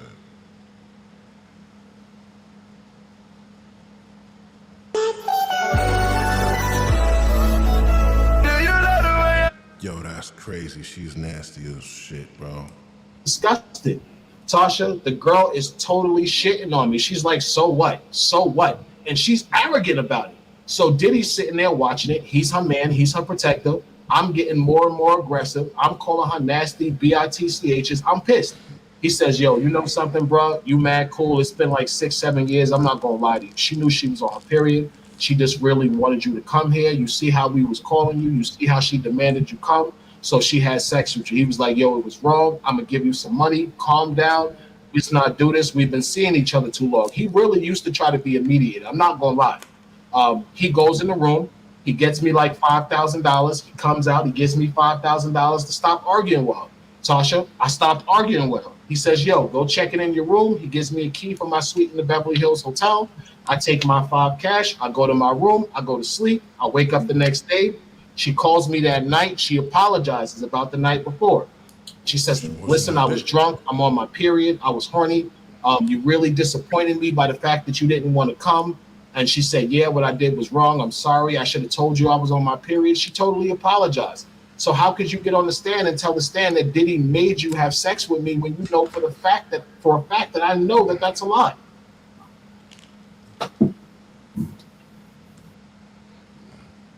I knew it was STDs while she lied and said it was a UTI. Yeah. I don't want to say I feel bad for Diddy because I know the women are going to destroy me, but I kind of feel bad for him because he's not totally being lied on, but his bitter ex-girlfriend. You didn't smell it? You didn't smell the period blood?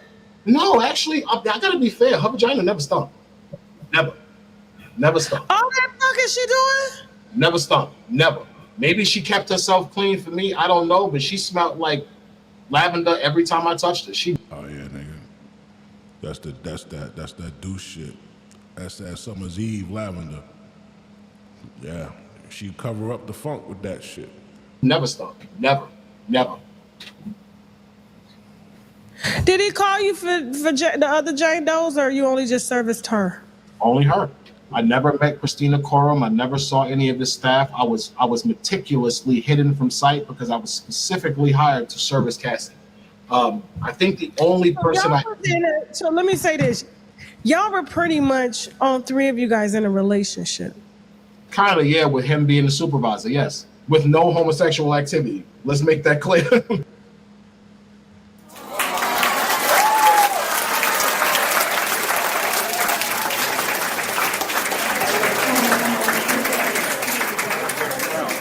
No Meek Mill activity. He never tried to. Oh no, he did try, but nothing ever happened. He tried me. I want to say he tried me once. All I keep hearing, man, all I keep hearing is when this nigga Diddy said, yo, man, but me and you ain't never party, man. Why won't you party with me? You remember that shit? Why won't you party with Diddy, man? Where you at?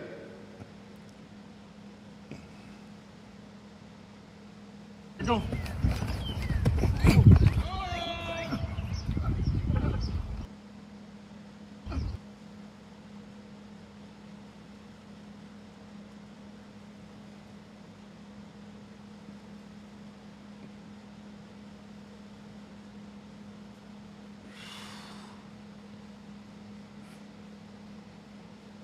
Birthday to you. Woo! Happy birthday to you. Woo! Happy birthday. It's fabulous. The only nigga that got the name that I want. My mouth a little dry. Let me drink some more. Okay. I love this drink. Cheers for you. I like when you like this, Daddy. Daddy, I like when you scrambling and scraping for shit. I like that. Make a wish. Just blow it out. It's your birthday every day. Every day's your birthday on Drink Champs, goddammit. Yo. Like just see where I look miss back on me? where I became. Did you miss me though? For real? Because I'm saying it seems like a thing with this birthday party. Puff, man. Man, but I'm talking about for your birthday. Huh? Why won't you party with me for your birthday, man? No, this me and you. Oh, I need a shot. Yeah, I got you a shot, this bro. Mine? Okay. Yeah, I just had to see. It's all together. Me and you. Eyes. Baby. Let's do it. Spilling it all over. Eyes. Rastafari. Yo, this nigga's hilarious, man. Yo, this nigga Diddy is hilarious, man. This nigga's like this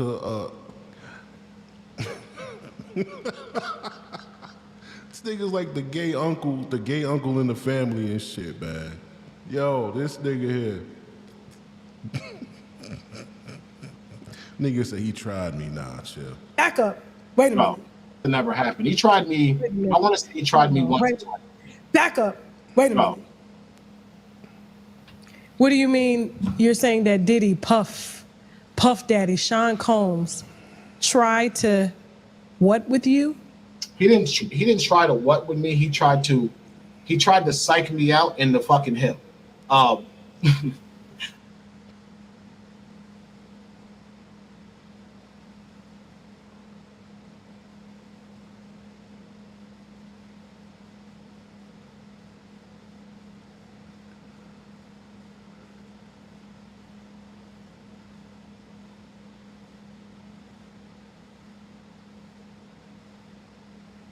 Diddy, that's nasty, bro.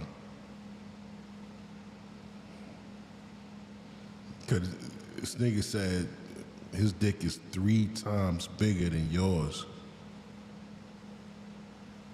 Yo, that's crazy. He tried to psych me out in the fucking hill.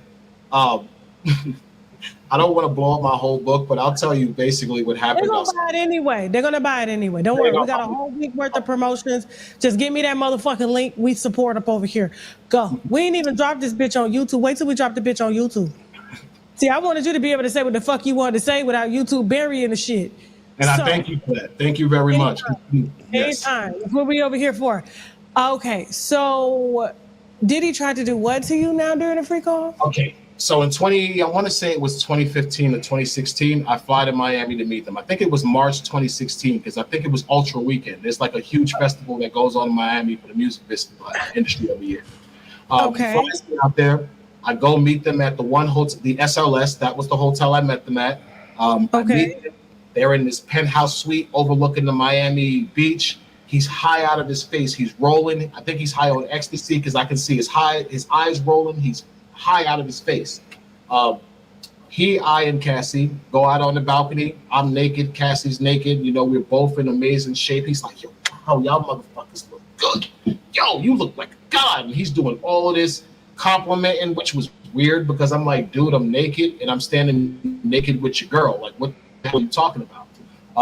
Long story. Yo, Diddy is a whole new type of freak, bro. You ain't never seen a freak like that. This is shit that you would expect Rick James type shit to do. Like, you know what I'm saying? Like, I expected Rick James to be a freaky ass nigga. Like, this is some 1980 freak shit, man. Yo, this nigga said, you look like a god. God, and he's doing all of this complimenting, which was weird because I'm like, dude, I'm naked and I'm standing naked with your girl. Like, what the hell are you talking about? Long story short, Cassie had some sense. She's like, listen, you are too, no, you got to go inside because paparazzi watches. If they catch a glimpse of me with a naked chocolate man like you, I'm going to have a problem. She brings me back inside the suite. She goes into the master bedroom to get ready for the freak off. So while I'm waiting in the living room, Puff pulls out the piano seat. He sits at the grand piano behind the door and he starts, he gives me a joint. So, you know, he and I are sitting there smoking a joint. He says, yo, you got any kids? At the time I had no children. He was like, yo, what you doing with yourself? So I told him I was in optician school. I was doing this, you know, basic bullshit conversation. So he sits there and, you know, he's like, I can tell he wants to ask me something. So I'm like, yo, what's wrong with you? And he says, yo, you know, nah, never mind. I said, yo, just speak your mind. Like, what's wrong with you? He was like, yo, so are you gay? I said, what? Where the fuck did that just come from? Why would you even ask me something like that the way I'm busting your shorty down? So I got angry and I start cursing him out. I'm like, yo, you're a freaking weirdo. So I'm going off on him. Cassie comes out. She's like, yo, what's wrong? I said, yo, this guy just asked me, am I gay? Like, what type of shit is he on? So she looked. To be fair,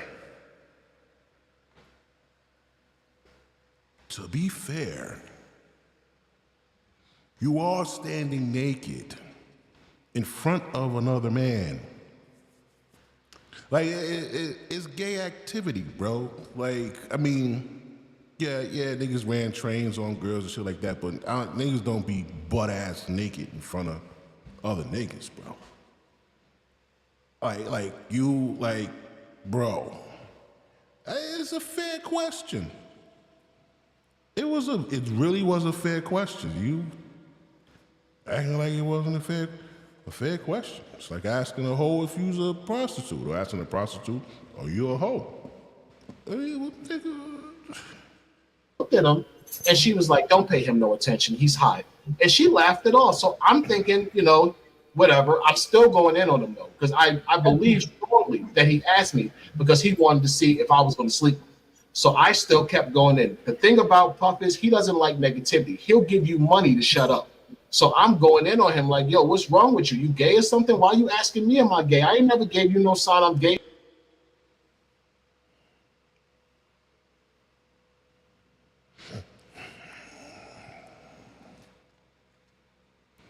Can you watch somebody else bust your girl down without you being gay? A nigga could watch porn and not be gay, so maybe.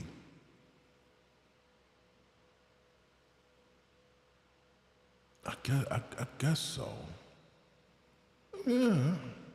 Hey, dude, you don't catch me looking at you. I damn sure don't want to see your penis. I'm going in on it. He goes in the room. He comes out with a wad of money, throws it at me. Shut up about that shit. Okay, I shut up. You know, it don't take too much to get me to shut up. You pay me. Fast forward to the freak off now. So now he wants to have the freak off. He wants the voyeur. He wants to watch. He tells me and Cassie to go in the bedroom. He commands her to lay on the bed and play with herself. He directs me to stand off to the corner and masturbate while we have the baby all on and watch, because that was the setup. The freak offs would be in stages. The first stage would be like a soft foreplay where she and I was made to sit back and masturbate and watch each other and kind of build up the passion and the heat of the situation. This nigga had a whole scene. Yo. The next phase would be her giving me fellatio. Things like that, the touching, that's what he would allow us to touch. The third phase would usually be the intercourse. And the intercourse would usually be the final stage to climax when she climaxed, because she always used to climax before me until we started using the excessive amounts of baby oil. And then that would usually wrap up that session into another session, which would probably be 20, 30, no more than 30 minutes later, because she was high. They was hiring the weirdest looking guys. I guess only the weird looking guys got the biggest dicks. They was just choosing niggas by they was choosing niggas by dick size. That's crazy. And she would need to do this. So during this encounter, he calls me in the room. She and I are in stage one. He's watching me. I can see him watching me through the corner of his eyes. And, you know, it feels weird, but I'm trying not to pay attention to him. I'm focusing on a woman. She looks great. It's not hard to stay focused on her. All of a sudden, he jumps up and he starts to act like he's, you know, going to eat a vagina, which he never did. Never. It had been, this was 2015, I think it was. I saw him for 6 years. I never saw him eat a vagina. But this day, he gets up and he buries his face in her vagina, eating a vagina. But now, here's the thing. While he's doing it... You already busted in her? No, I didn't yet. No, we hadn't had sex yet. Oh. But while he's doing it, he tells me to keep masturbating so she can watch. Okay, no problem. So now I'm watching her masturbating. But he's eating out her vagina, shifting his anus in my view. So it's distracting me because I can't see her vagina. I can... That nigga know what he was doing. That nigga know what he was doing, eh? That nigga know what he was doing. Wow. See his anus. So I'm like, what the hell is this? So yo, this nigga whole bedroom secret done came to light. Damn.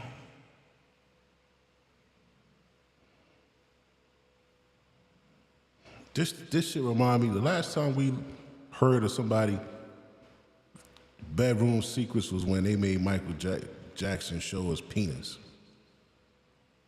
This shit is crazy. I'm gonna let you finish your spin. Okay, go ahead. So I see what he's doing, and at first I didn't realize what he was doing. I just got annoyed, so I moved to another side of the bed. I believe I moved to the right, just so I would be at an angle to see past him. He waits maybe 2 seconds. He scoots his ass back in front of my view. I'm like, what the hell is this guy doing? So I'm getting mad. I'm like, what is this guy doing? So I moved back to the left side of the bed. Sure enough, a couple of seconds later, he does it again. Finally, I said, yo, what's wrong with you, man? You blocking my view with your ass. Can you stop? And he was like, oh, I'm sorry. He got up. He gets back in the seat like he's going to start his voyeurism again, watching. And he tells us we can go ahead. She says, can I get some dick? He says, yeah. So I jump on her to go have sex with her. She and I start to get involved in the sexual encounter. He says, stop. Let us talk for a second. So now I have to leave the room. That's the order for me to leave the room. Okay. I'm outside. I'm gonna be honest. I was already involved in sex with her, so I was hard. You know, I'm kind of horny. I'm like, you know what? Let me just get it out, so I'm not standing here all hard dick, looking like an idiot when she come out here. She comes out and catches me whacking off, and she starts laughing at me. She's like, yo, you gotta go. I'm like, I gotta go. Why? And she's like, yo, you gotta go. I'll see you later. She's like, yo, you passed though. And I said, I passed. What do you mean I passed? She was like, yo, you passed. She gives me a big hug. She kisses me. She says, yo, you passed. When I call you later, it's going down. I was like, all right, whatever. I left. I started walking around. She probably wanted a straight dude. She wanted to make sure that the nigga she fucking is straight. That's probably why she kept fucking with him. I didn't really know what she was talking about till probably later that night when I thought about it. Why is he doing that? Because he was trying to entice me to make me think that his asshole was the same as her vagina. And he was hoping that I might have been high and did it, but I wasn't. So that's the only time he propositioned me. Well, I feel he propositioned me because he definitely did that, hoping that he... Yeah, I mean, yeah, because I think some shit about, like a little kid said he had a mark or a birthmark on his penis. So they was like, show us your penis. Like, I don't think he stood up in court. I think they looked at pictures or some shit and showed the pictures of his penis in the fucking courtroom and shit like that. He can manipulate me into possibly sleeping with me. What's the name of the book again? Cassie, victim. That shit wild.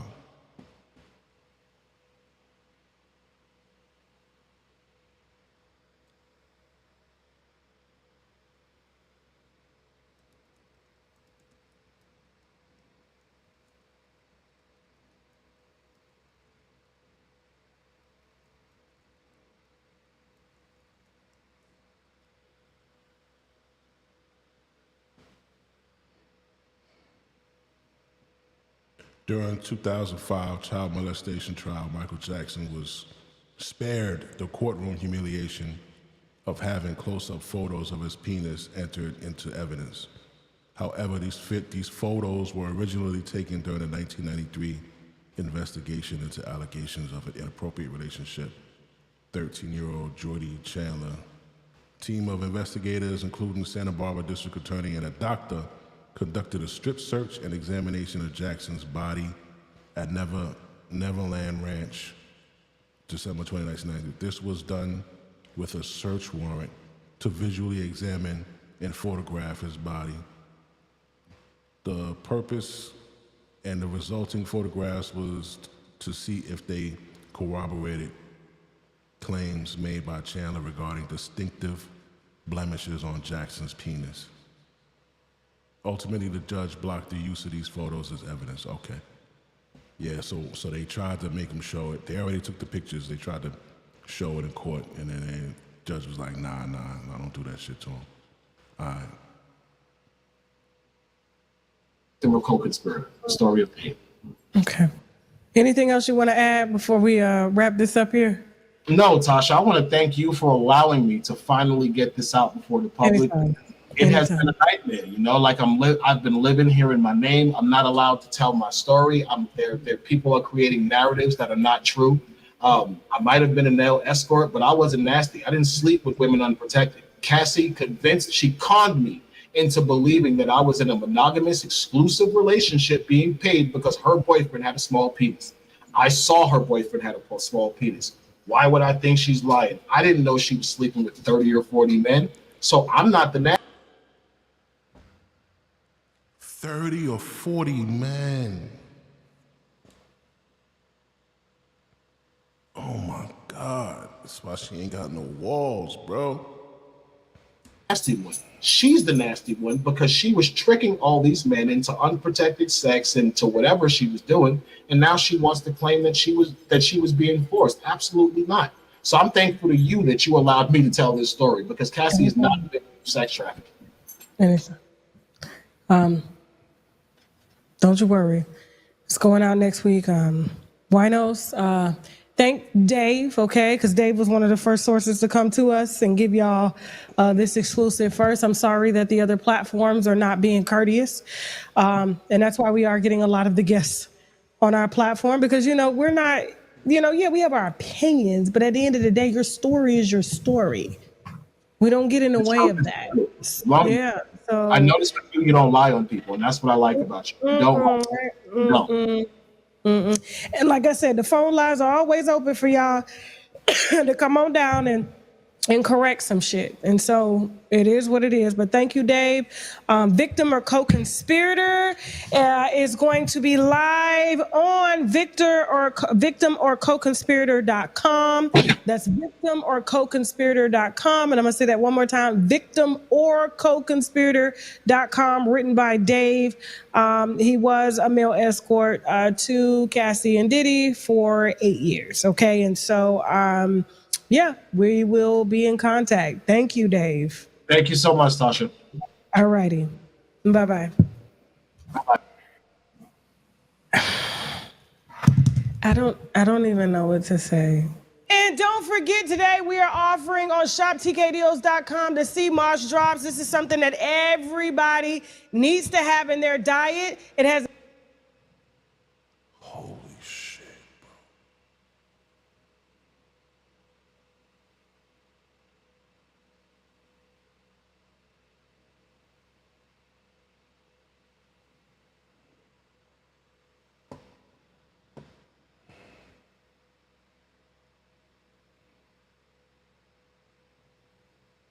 I'm gonna save this here for tomorrow. This is gonna be a good stream tomorrow. Damn. Cassie, you nasty. Alex Fine taking that bus down. he put a ring on it. Yo, everybody, thank you for stopping by, man. We about to pull it to a close.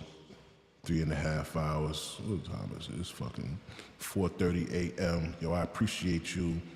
Shout out to everybody that stopped stop by this Snoop. Thank you for the super chat. And 411.